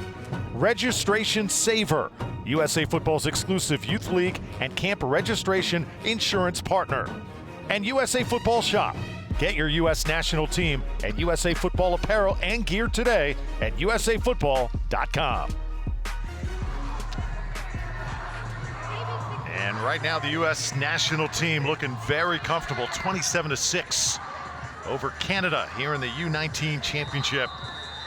Drew Felios-Rini and Golia are here in Central Florida. This is where the Pro Bowl is being played this week at Camping World Stadium. We are at the ESPN Wide World of Sports here, where there's just been action all week long. We've seen the skills competition, seen the players here practicing, the fans here from around the world this week, and now this great event, the North American Championship, just another big part of it. And again, great festivities all week, and of course, capped off with the Pro Bowl at 8 o'clock on ESPN at Camping World Stadium. Technically 7:50 if you want to get official, but we'll call it 8 o'clock on ESPN, and just a great cap off to a great week here in the Orlando area. Rini, we've got the Pro Bowl this week. We've got the drone drop, which has been the talk of the skills competition this week as well. It's been a week unlike any other, and I think just happy to have the game here on the mainland after years of it being in Hawaii.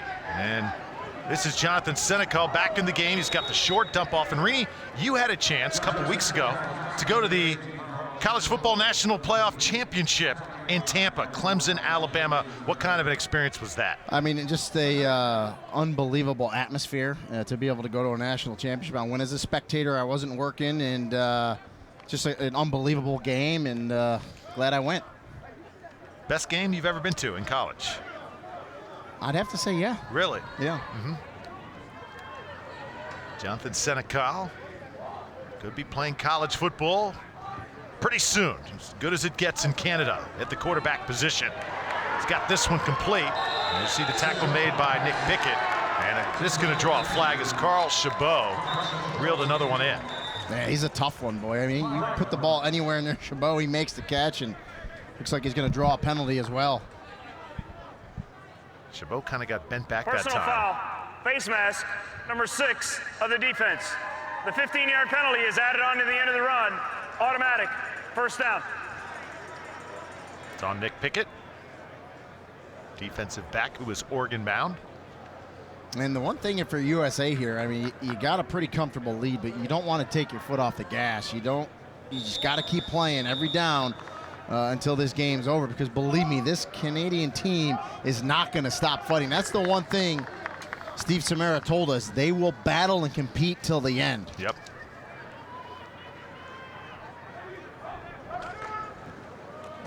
Try and run it. Kabanga's not been able to get anything going. But this time able to shake the defense for some pretty good yardage. Up to the 25. That's the best run he's had all night long. And that's going to teach a lesson to a few of the USA defenders there, that you don't quit on the play, because guess what? Kabanga didn't, and he kept going. He should have been dropped for a loss. Instead, he gets a positive gain on it, and you got to keep attacking the running back until he's on the ground. And so, especially at the next level, you can't give up on plays. When you think you've missed the guy, you got to trail it. You got to make sure you get him to the ground. 7 yards on the gain. And now second down and 3. 3 wide receivers now. Senecal throws right. There'll be another short pickup. That's Dembangi on the reception. And just a nice little out cut by Dembangi. Again, Senecal gets it on him, makes the catch.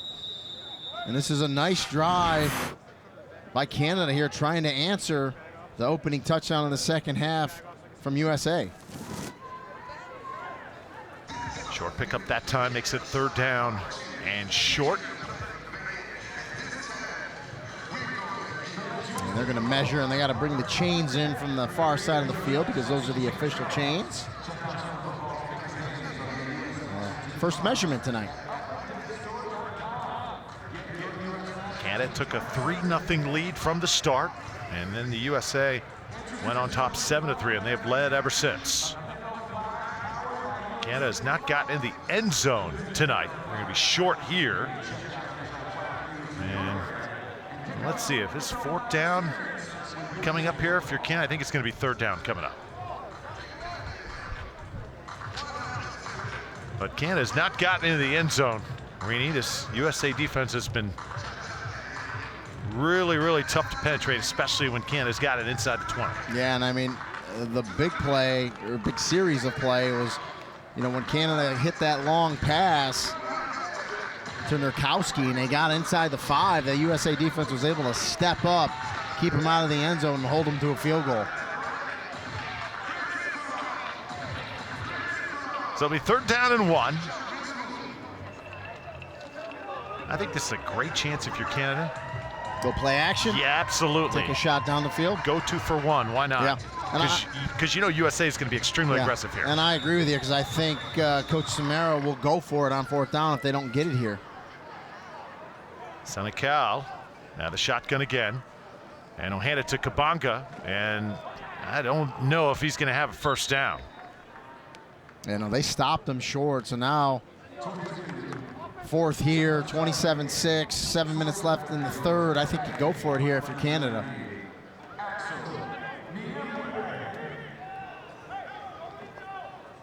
Big chance for this USA defense, though, to step up and stop this drive of Canada, which has been pretty nicely moving down the field. And it looks like Canada is in fact going to go for it. If they let Senecal put this thing in the air here. Best player on offense has been Carl Chabot, smallest guy on the field for this Canadian team. Tell you that, play clock's running, so a little sense of urgency here for Canada to get out of the huddle. There's Carl, only 5'7", 165 pounds, out of Blainville, Quebec. See if they try and get him the football here. That back judge has his hand up, which means very close to high snap.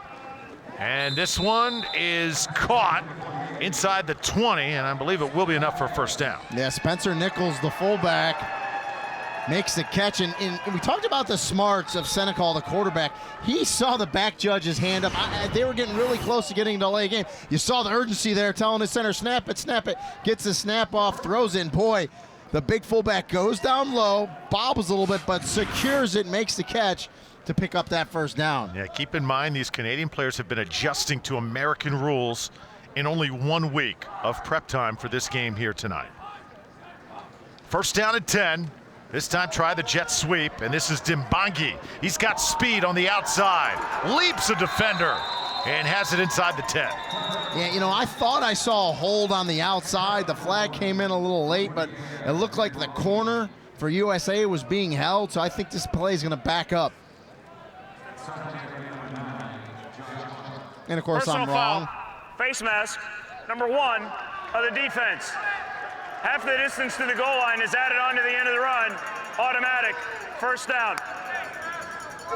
Boy, and they called on Elijah Blaze. I thought it was a hold out there on the perimeter. It doesn't get called. The face mask gets called. And now Canada's in business half the distance to the goal.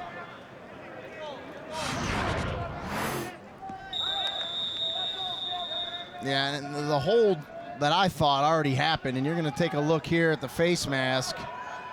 I mean, I just didn't see it.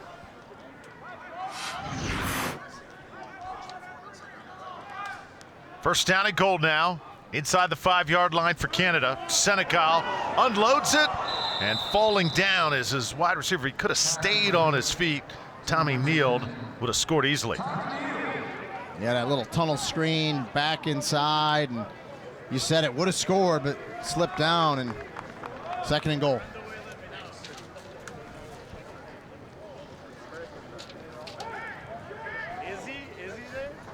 Now they'll spot it at the 2. Altogether, in 2 games so far here, this USA program has only given up 6 points. They have been so stingy against both teams from Canada. Can the U19s score a touchdown for the first time tonight for their country? Senecal, and before he gets the snap, a timeout. So Canada will talk things over. Be a 30-second timeout. This Canada coaching staff, they have admitted that they tried their best to get players to go to Canada schools. Like Steve Samara, he's also the head coach at Carleton University. He says he tries to recruit without ruining the dreams of his players to play American football. Because the reality is, Rini, a lot of these guys would love to come to the United States, play in front of the big crowds, and get the great education. And we asked him about that. He said, yeah, these kids from Canada, they see the atmosphere of college football in America and the big stadiums and the big crowds. And he goes, we recruit them and we want them to stay here in Canada and play college football. But we also understand that some of them have ambitions and dreams to go to the United States and play. And, you want them to follow their dreams. So it's kind of that juggling act. Mm-hmm. Also great opportunities in Canada. Second down and goal now. Senecal with Kubanga behind him. Fakes it to him. Under pressure. And that one is short. Boy, the rush was coming hard. Yeah, and that was great pressure right there by number 91, Chase Young. Haven't called his name out a lot today. He's an Ohio State commit, and he's right in the face of Senecal. Doesn't get the sack, but forces the incomplete pass. Yeah, Chase Young, interesting story. His mother actually called. Kenny Sanchez and Aaron Ingram said, my son wants to play for the U.S. national team. And They did not argue, Rini. No, they took him. And he's from DeMatha Catholic, one of the better high school programs in the nation as well.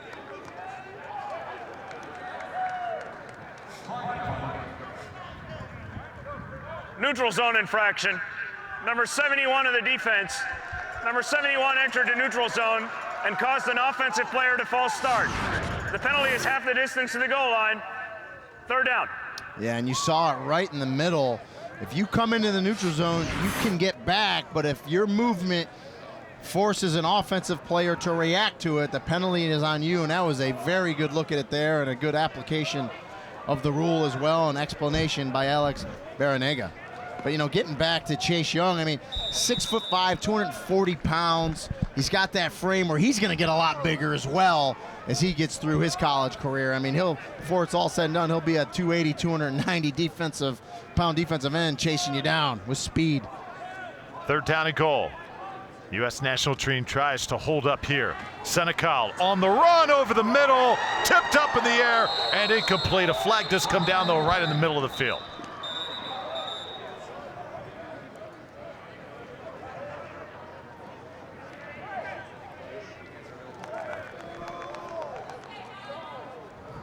Holding.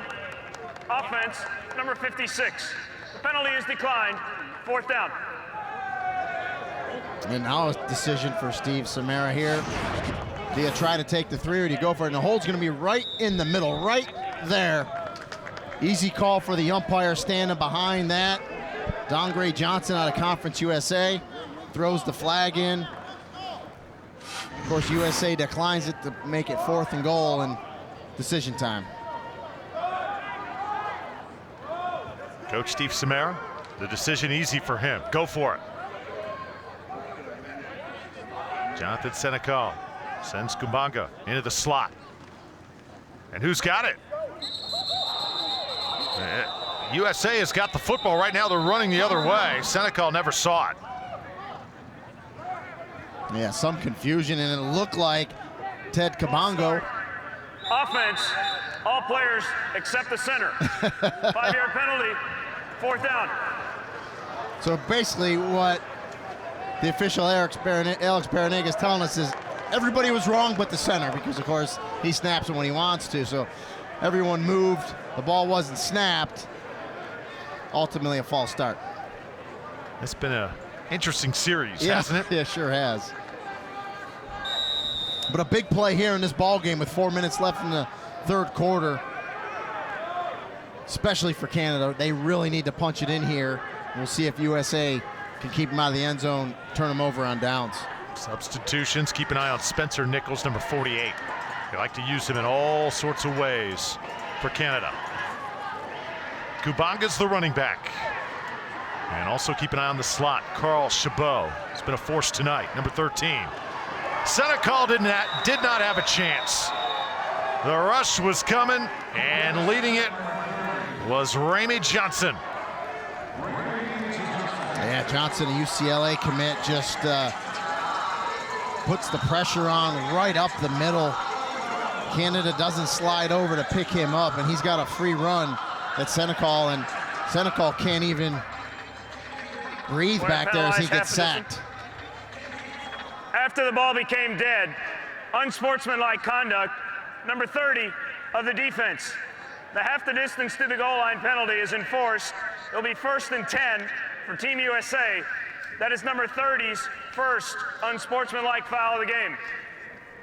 Well, USA Football's cutting-edge Coach Performance Center features more than 1,000 coaching education videos by top NCAA, NFL, and high school coaches.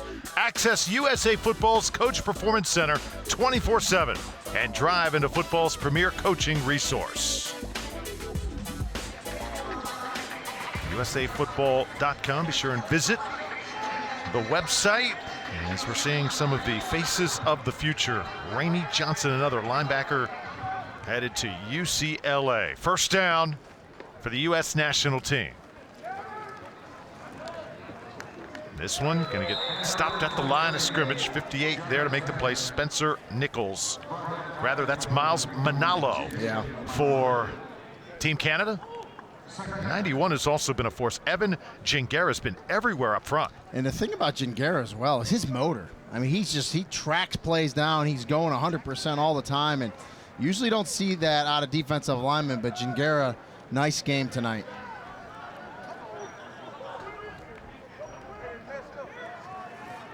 Second down 11 after the loss of 1. And now Canada's showing blitz. We'll back off for the moment. And Jones wants to go downfield. It's one of the few incompletions he has fired as Terrence Gagne reached up to tip it away. You know, Reed, it's got to be tough being both of these teams when you can't really scout the opposition. Neither team really knew what they were getting into tonight. They just wanted to play their games and make adjustments on the fly. Yeah, I mean, it's hard enough for the coaching staffs to put these teams together, players that have never played with each other, and then you're putting in systems offensively and defensively. And then if you're Canada, go ahead and throw on the top that, hey, we're playing American rules. So there's some kids on this field for Canada tonight that have never played American rules. They're used to the Canadian rules. So there's some obstacles for the coaching staffs for sure. Jones got to be careful running in the end zone as he fires incomplete.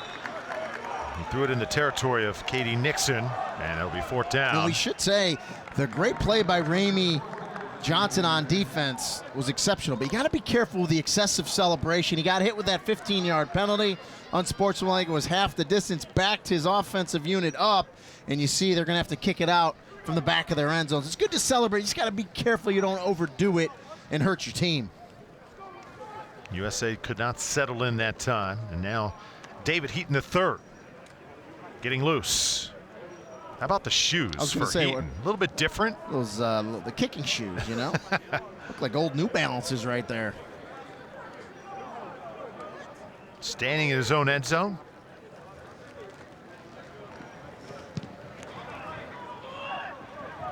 And a fair catch going to be called for at the 38-yard line by Aiden O'Neill. Well, in 2016, USA Football provided nearly $2 million in grants to high schools, middle schools, and youth organizations. USA Football awards annual grants for new football equipment, AEDs, synthetic turf fields, and disaster relief assistance. Learn how to apply for a USA Football grant by visiting usafootball.com/grants. Just a tremendous organization making a difference in the game as a whole and how it moves forward. Well, and just the read you just did, those grants are important to programs. I mean, helping out with the equipment and the fields, and of course the AEDs save lives, and just such an important program. Just over 10,000 young football players in the USA Football program across the country. They continue to grow.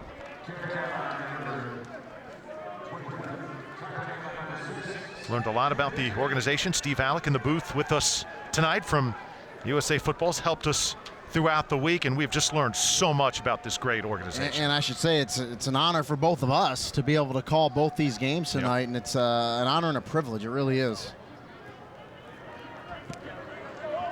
27-6 your score right now from the ESPN Wide World of Sports. Drew Felios and Rini Angolia. Second down and 2 now for the Canadians. Joshua Donnelly hands it off, and it'll be taken to the 30-yard line. Another short gain for Canada. And Jacob Savoni in at running back, getting some work for Canada.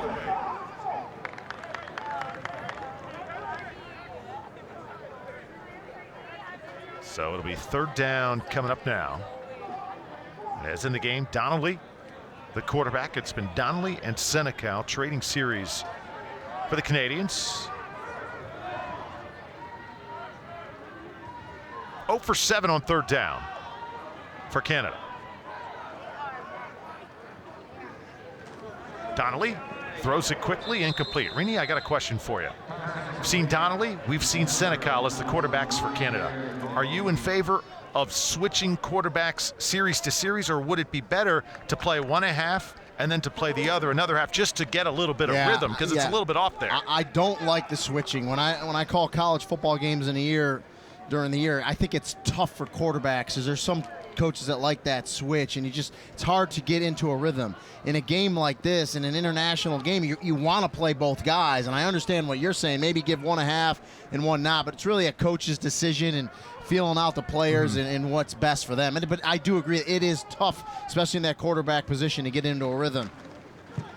Field goal try, and this has got a lot of leg, and it's up and good. I'll tell you what, David Soley has shown something tonight. This little guy connects from 47 yards, his third field goal. Yeah, and I think important. Canada got some points there, and 27-9, get it back to 18, and still a long way to go in this ball game. So Canada able to get points and hang in it. USA has thrown some of their best punches. Canada has taken some of their best shots, but Coach Samara told us yesterday, you're going to see a team that fights and fights to the very end.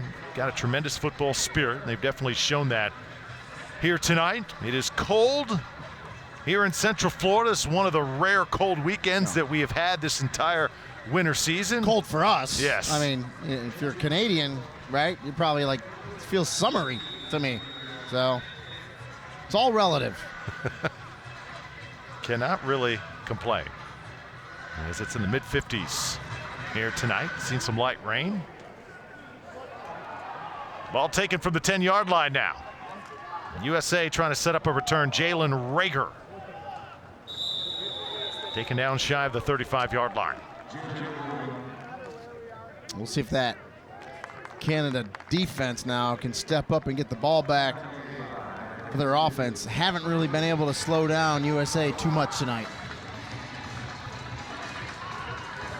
Look down the USA roster. There's only a handful of undecided kids. Elijah Blaze, undecided. Also Evan Fields. C.J. Henderson as well. And oh, by the way, every other player that's committed, Division I. Mm-hmm. So pretty talented roster, as Kenny Sanchez reminded us at halftime. Idris Sanchez, the only other, or Idris Patterson rather, the only other undecided player. And that's a nice play made by Ryder Farka, big linebacker for Canada. Jamin Pali, number 90, a force up front for the Canadians. Under one.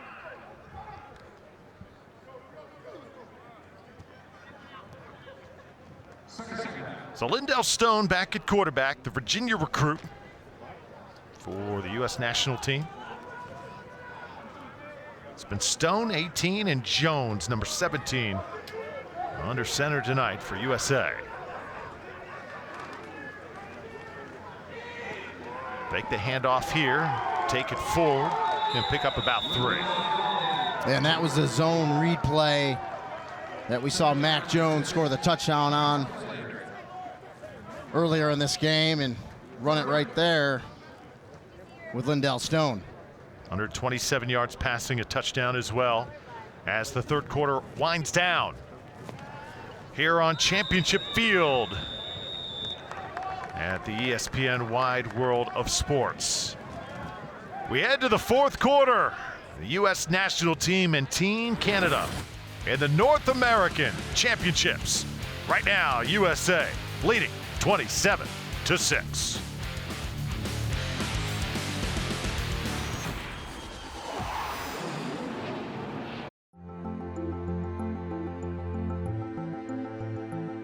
High school head coach, Jeff Brothers, you know, he taught me how to be a man of character, and he also taught me the game of football.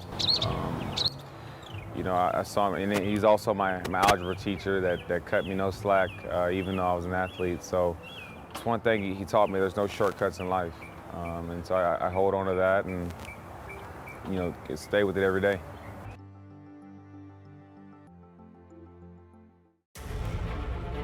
What does it take to become elite? It takes more than dedication, focus, and hard work. It takes an elite-level training program. Customized, sport-specific, online. your perfect workout every time. That's Volt Athletics.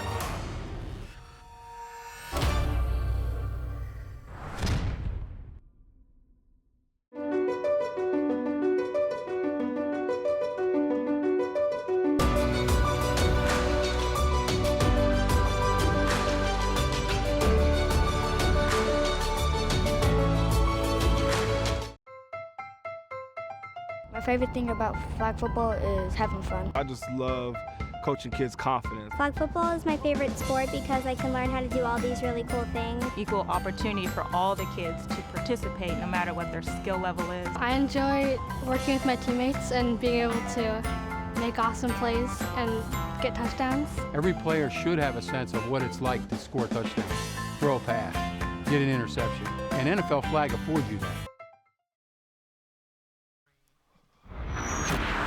The North American Championship is brought to you by Shadowman Sports. Better every rep.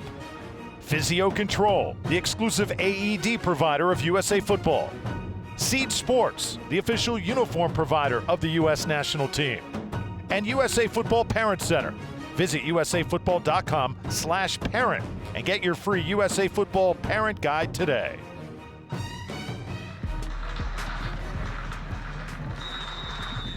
Welcome back to the Walt Disney World Resort. 27-6 is your score. Alongside Rini Angolia, I'm Drew Felios.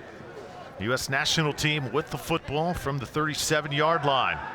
Lindell Stone fires it over the middle, and it's caught. That's going to be a 12-yard pickup.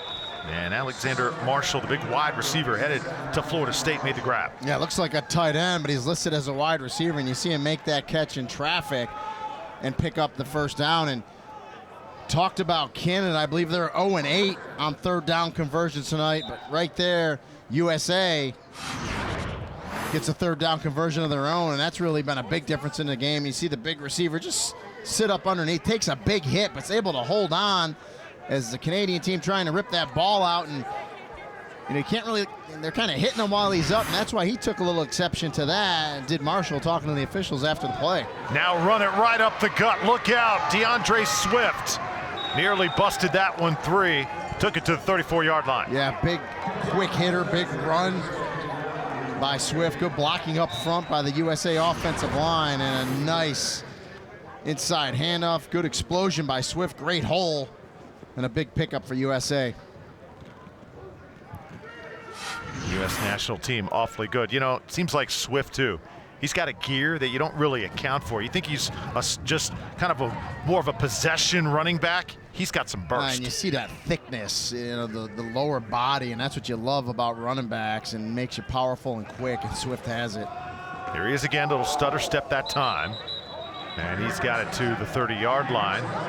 Like the ball came out near the end. Officials stepped in, though, said he was down. Yeah, and you see there's that lower body I'm talking about, the thickness of it. And you see he's always going forward, running behind his pads, and just a little run like that doesn't seem like much. You get up and it's 4 yards. It just kind of gets those feet, and look how he lowers the boom, and that's what you love about a running back. Ball clearly down, but he lowers the boom against Nicholas Cross, the linebacker for Canada, and he's delivering it is Swift. 121 rushing yards now for the Americans. Stone hands it off, and going right again is Swift. Makes a cut at the 20, still on his feet, and he is breaking tackles right now. A first down at the 12-yard line. And it just kind of looks like, the USA team has the Canadian team on their heels, kind of backing up, and they're starting to win at the line of scrimmage. And boy, I tell you what, Swift looks like he's as fresh as he was in the first quarter, making cuts back upfield for big chunks of yardage. DeAndre Swift out of Philadelphia, St. Joseph's Prep, 6 feet tall, 210 pounds. He is a load to bring down. Another first down. Good looking drive for USA. Thrown down this time, though. This big number 99, Charles Lee Allery, makes the play. And a little bit of chippiness right now on the field. I think there's a bit of frustration in the fourth quarter. These two teams have been butting heads for the last few hours, and just a little bit of chippiness building in. Yeah, and that's where the officials need to step in and talk to both teams. You're going to see it on the back end. You're going to see it on the back end of the replay. You see just, playing hard, but you got to stop when the whistle's blown. Once that whistle blows, you got to get off, and you just cannot. After the ball became dead, unnecessary roughness, number 74 of the offense. A 15-yard penalty, the down counts, be second down. And the reason the down counts is, you're engaged while the play's going. You continue after the whistle and get that personal foul. That down counts, and you get hit with a 15-yard penalty to boot. Player down is Terrence Gagne, defensive back for Canada.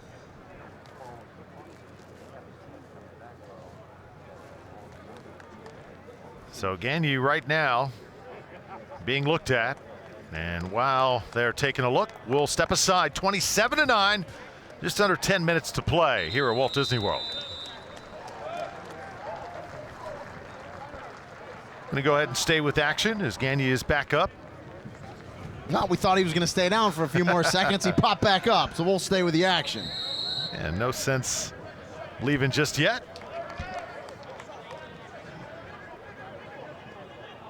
Quarterback play has been solid tonight.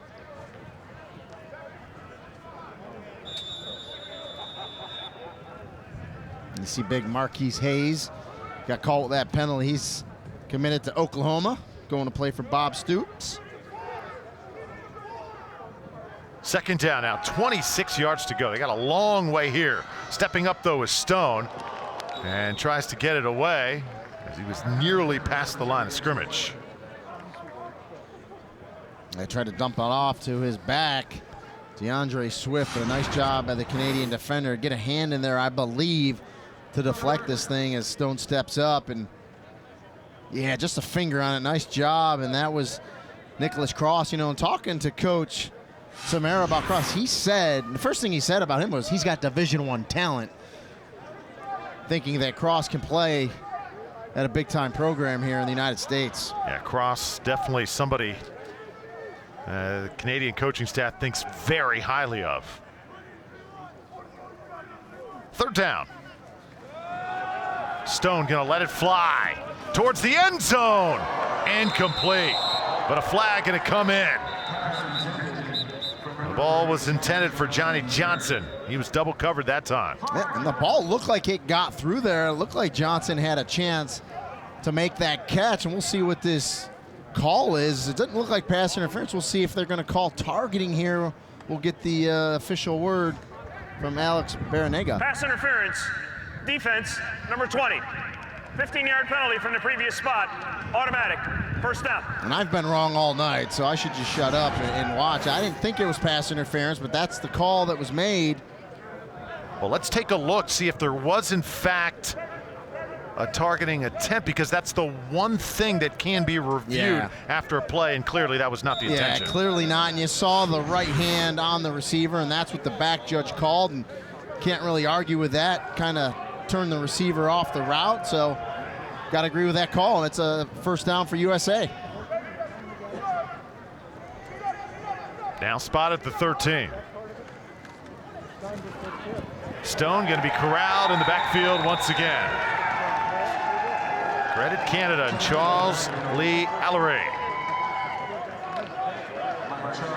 And he's excited. He's made a few plays tonight, and again, playing to the whistle, and I guess that's the new thing now, feed me. Everyone wants to get fed with the spooning. A lot of hungry symbol. people out there. Yeah, but Allery does a nice job there as he reads it. He sees that the quarterback, Stone, keeps it, comes off the running back, and makes the play.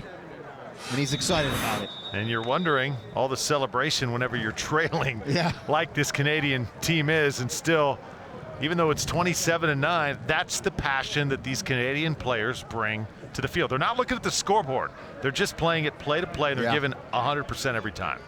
Bench. The foul is charged to the assistant coach. This is the assistant coach. First unsportsmanlike conduct foul of the game. So you have an unsportsmanlike now on the bench of USA, and I think really they probably took exception to what you just said. Canada celebrating even though they're losing, but guess what, guys? USA's been celebrating a lot tonight too. So, turnabout's fair play. They're all going to get called. The officials are going to call. Watch the top left as one of the assistants is talking to the line judge there, and there goes the flag right there. So you don't really know what was said. But he gets hit with an unsportsmanlike. You heard him say 1, because if you get 2, you're out of the game. Second down, wind up and throw it. It's caught inside the 10, and Eddie Lewis is in the end zone for the touchdown. That's a cause for celebration. Yeah, and the penalty doesn't hurt him as the receiver, Eddie Lewis, gets open. Nice little skinny post down the middle of the field. And the quarterback, Lindell Stone, puts it right on him. Good catch, and then a good move after the catch to beat one defender, endure the tackle of the next, and get it across the end zone. And nice job by Eddie Lewis, headed to Rutgers. And tell you what, the Scarlet Knights can use some offense up there. He's going to be a nice addition.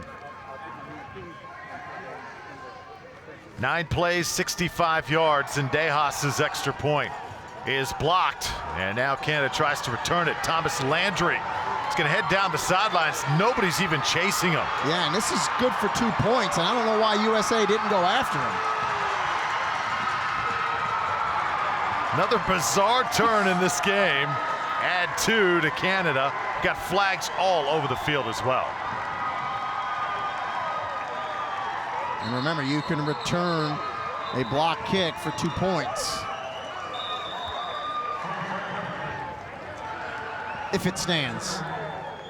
But I'm with you, Drew. I mean, the USA team just stopped. I mean, they didn't even go after him. The official's even laughing right now.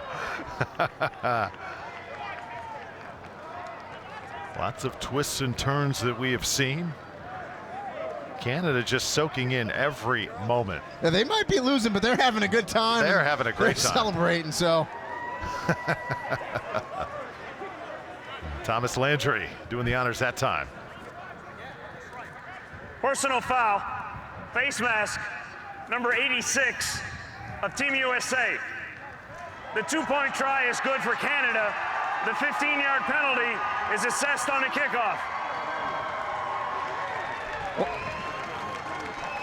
Well, the one guy that actually ran back to try to make a play was 86 Matt Dotson, because I saw him take off. But in the process, he must have grabbed someone's face mask, and there was flags everywhere on that play, and you got the call, and you saw it right there. So no touchdowns tonight for Canada, but they have had everything else happen, including this. Blocked extra point, go the other way for 2. 33-11 here at the ESPN Wide World of Sports in the North American Championship.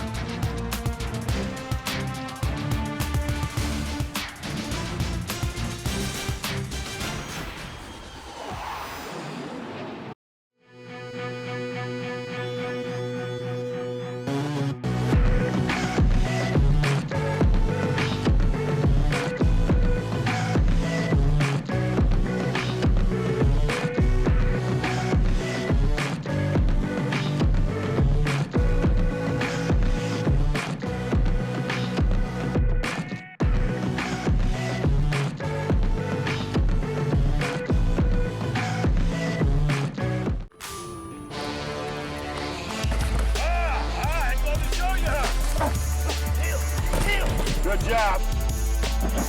Good job. Good job. Nice. Good job. Here. Go, go, go, go, go, go. Keep him in. Keep him in. That's the way they celebrate. I can't hear you. What's the difference between a good defense and a great defense?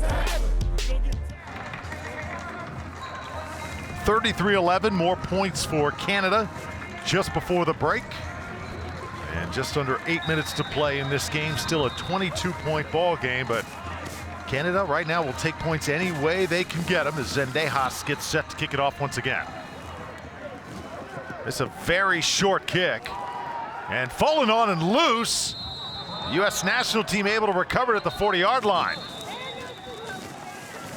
That's a live ball. It's USA ball, and that's one thing that Team Canada needs to work on at both levels is covering those live kicks when you come down here, because once it's past 10 yards, it's a live ball. It's like a fumble, and you got to jump on it. And the original call on the field was USA ball. Offside on a kicking team. 5-yard penalty, re-kick. And that'll nullify it.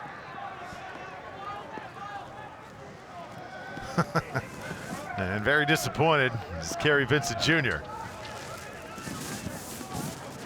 But knowing what I know and what I've seen tonight, look for the same play by USA right here. And you mentioned how that's something teams need to work on. How much time, realistically, does a regular team spend on that in practice, covering a football? During the year, a regular team's going to cover it. There's no doubt about it, because you have the time and training camp. In an international contest like this with 4 or 5 days, I mean, you're really not going to cover that at all. I mean, you may mention it in a meeting. But now the problem is if you're USA and you do it and you don't recover it, Canada's going to have the ball like 35-yard line. Zendejas goes short once again, finds the sweet spot. Ball takes a bounce. And right in the hands of Zachary Heine. So Canada will have it at the 45-yard line. Again, very good field position with another good opportunity to put points on the board.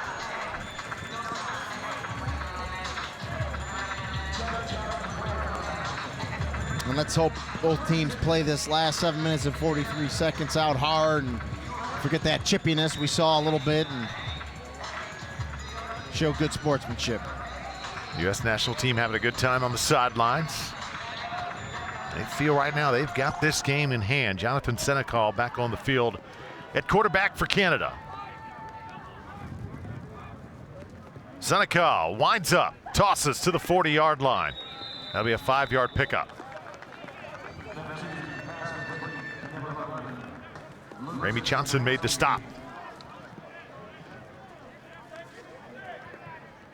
Lucas Nurkowski with the catch for Canada. And that's the other thing in a game like this too. You know, you want a sense of urgency. You want kind of that hurry-up offense, but only 4 to 5 days to prepare for this game. I mean, you know, realistically, you're not going to have anything put in, really, a hurry-up to get that continuity going. You just got to get the play in and get up to the line of scrimmage as quick as you can. Canada spreads it out now with 4 wideouts. Over the middle. And one of the few drops tonight, Carl Chabot has made catch after catch. That one was thrown a little behind him. Yeah, that one's on Senecal there. He gets it behind his receiver, Chabot, and he just can't make the catch.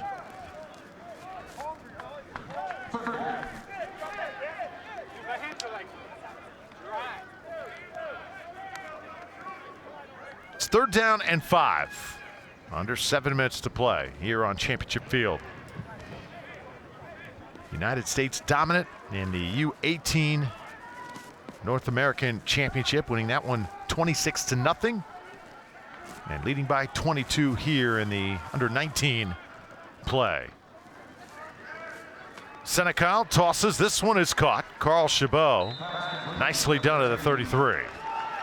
And you talked about it earlier tonight. I mean, the smallest guy in the field, he's just finding creases, finding open spots. He's made a lot of catches tonight. Yep. And just a little option route. He just turns, finds that open spot, and Senecal puts it on him.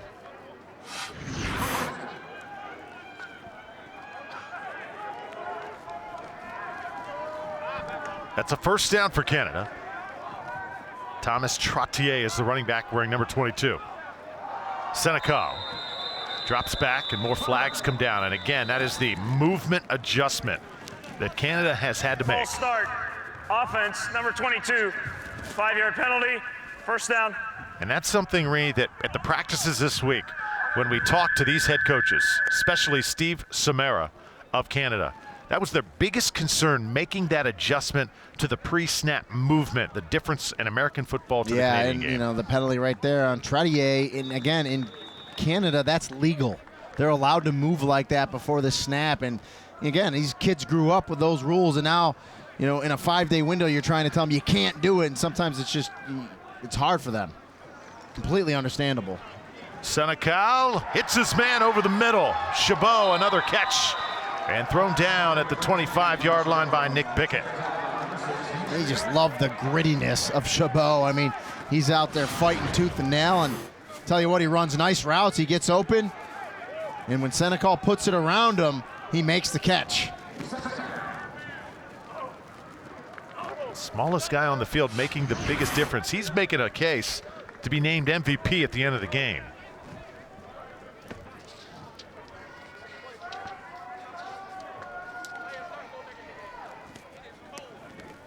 Our MVPs brought to you by Riddell. We'll tell you both of them at the conclusion of this one. This ball is going to be dropped as more pressure put on Senecal that time. Zachary Heine, the intended target. Yeah, and that one, that time, Senecal threw it before he wanted to because of the pressure, and his receiver just was turning out of the break, Heine, and just couldn't locate the ball. Canada team with a tremendous challenge coming into tonight.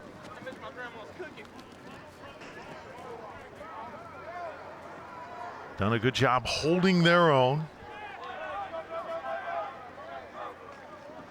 But USA with so much talent. Try and run it up the gut. Trottier has a little bit of room. He's taken down at the 22-yard line. And he's going to have the first down. It's only the second conversion tonight on third down for this Canadian team.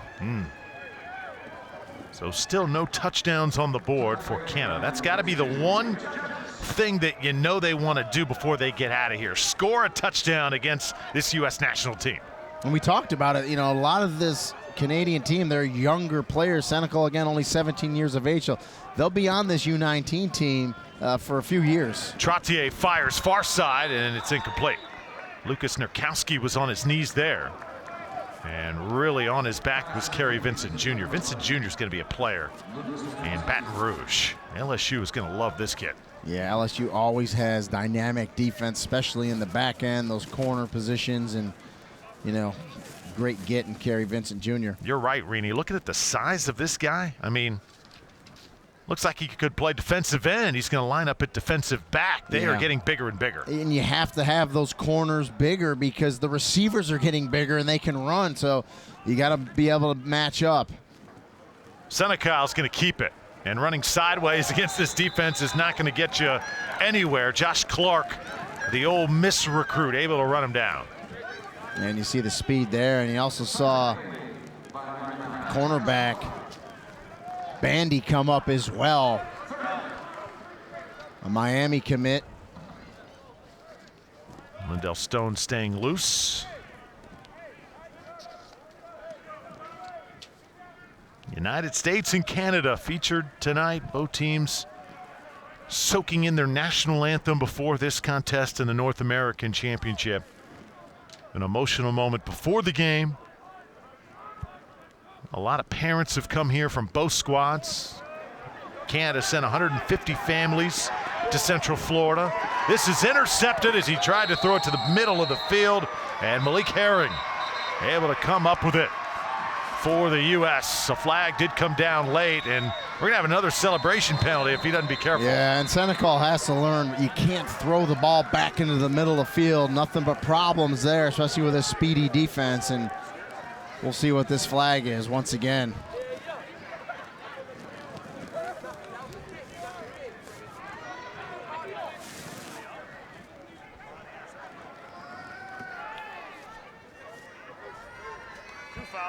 Force them both. The ruling on the field is an interception by Team USA. After the ball became dead, unsportsmanlike conduct, taunting, number 48 of the intercepting team. That's number 48's first unsportsmanlike conduct foul. Dead ball, unsportsmanlike conduct, number 30 of Team USA. This is number 30's second unsportsmanlike conduct, and number 30 has disqualified himself from the game. And that's Ramey Johnson. He gets a second. And the one thing that Alex Barrenega didn't say is those 30-yard penalties, they count. It's 30 yards, 15 each. And so the one thing I would tell the U.S. national team is, guys, you got to be careful with the excessive celebration. It doesn't look good. Let your play speak for itself. You just got to be careful with that stuff. I know they're excited, and then, you know, you get a player disqualified because that, again, NCAA rules, you're only allowed one unsportsmanlike conduct penalty. You get that second, you're gone, and that's what happened there to Ramey Johnson. Now, these two programs from the USA and Canada, they've got history. These players have met before. We talked about what happened in China last year. Coach Matt Hennessy of the Under-18 team talked about that. Some of those players playing on this team, the U19s this year. So this definitely a much-needed boost for the U.S. national team, and you could sense how badly they wanted to win this game tonight as Kalen LeBourne takes it up to the 25-yard line. And LeBourne, one of the FSU commits. Good explosion there to get it off his goal line. Nice run to get some breathing room for USA. Yeah, Seminoles will get Kalen LeBourne. They'll also get 87, Alexander Marshall, a big wide receiver who's made a few catches tonight. 3 minutes to play. First down. Pitch this one. This is LeBourne again. Change direction. If he can get a block, look out. And the hurdle. I give that a 10 for effort and entertainment. Yeah, great run. The only thing is at the end, it looked like he wanted to go back the other way again and just, hey, keep going because you made a nice move. Now right here, he's going to stop, come back. He made the decision to come back. That's fine. He's going to pick up a couple, well, I won't say blocks, but guys in the way. And then a little hurdle at the end, but just keep going right there. Get yourself out of bounds after this hurdle. Watch Daniel Valenti after he hurdles. He just looks up like, where is he? Where'd he go?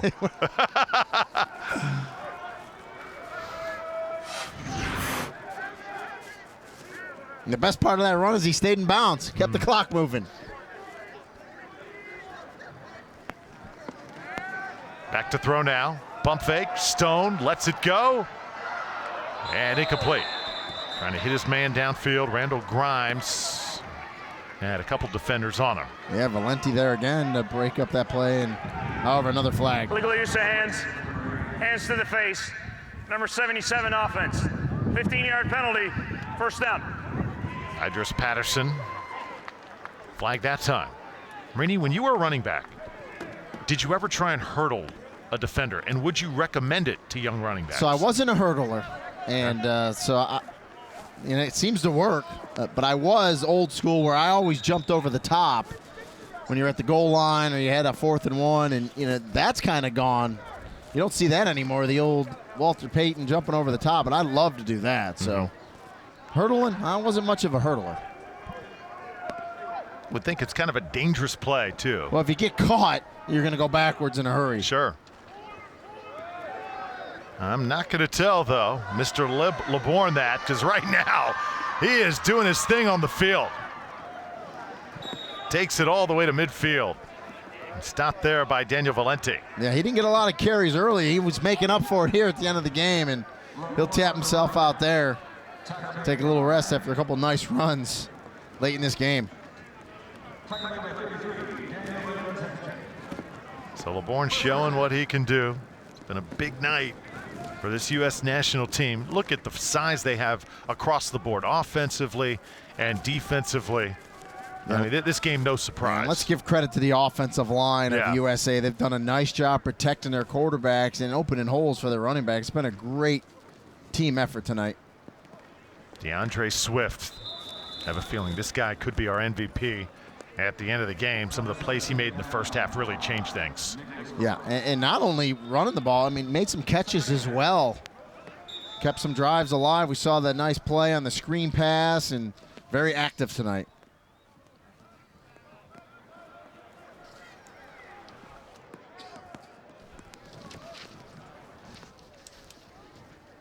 Well, here's our offensive play of the game, brought to you by Cutters Gloves. Cutters is the official football glove of USA football. And do an offensive play of the game, also a defensive play. But first, on offense, it was the USA and the run up the gut. Mac Jones, the Alabama recruit, showing the speed. Yeah, a little zone read. He keeps it, Great blocking in the interior by the offensive line. Jones hits it, shows his athleticism and his speed as he takes that one to the house.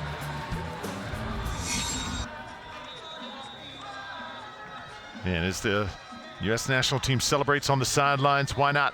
Let's get in the defensive play of the game as well. Get a 2-for-1 here. And this one's going to go to the Canadians. Defensive play of the game brought to you by Shadow Man Sports. Well, he had the block on the PAT, and USA really not sure what to do, but I can tell you what, Thomas Landry knew what to do with it as he caught it out of the air and took it back 100 yards for the 2-point return. So that's the defensive play of the game. Visit shadowmansports.com. Learn how they help teams get better with every practice rep. Shadowmansports.com. Second down.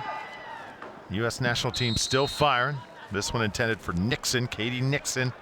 I have a feeling we haven't seen fully what the youngster headed to Colorado can do, number 15. Well, that's one of the hard things in a game like this as well, is really trying to showcase all the talent you have, and there's only one ball, and it's hard to spread it around enough with all the talent on the team, and inevitably someone or one or two guys usually step up and stand out, and really I think today, you talked about it, that one player has been DeAndre Swift on offense for USA. Very businesslike tonight for the U.S. national team. Did not want to lose to Canada here on their home turf. At the side of the Pro Bowl, how about this run? Down to the 12-yard line, DeAndre Swift grinding it out. And DeAndre Swift is our MVP here tonight. Man, USA wants to go again. The players are looking like they want to try to score again. So tonight's MVP is brought to you by Riddell. On the other side, this can go to the kicker, David Soley. He had 3 field goals tonight. One was from 47 yards. Swift going to be taken down in the backfield. Canada still celebrating, and that is going to do it. That'll be the final play of the game as time will expire, and the USA wins 33-11 over Canada. We saw a lot in this game, Rini. When it's all said and done, tremendous talent, great athletes, and a great spectacle here. And if you're wondering where the chippiness came from and how hard USA want to play, remember last time out, U19s, Canada beat USA, beat them pretty well. And this team wanted this game badly tonight and came out and did it. They were focused all week long. This game broadcast on ESPNU during Pro Bowl week. They've seen some of the best perform. They added a little bit more to this showdown. And the U.S. national team, they don't disappoint. 33-11 over Team Canada. And that will do it for us. From the ESPN Wide World of Sports, the red, white, and blue take it by 22. For Rini and Golia and our entire TV crew here at the Walt Disney World Resort, I'm Drew Felios saying so long and enjoy the Pro Bowl Sunday night on ESPN.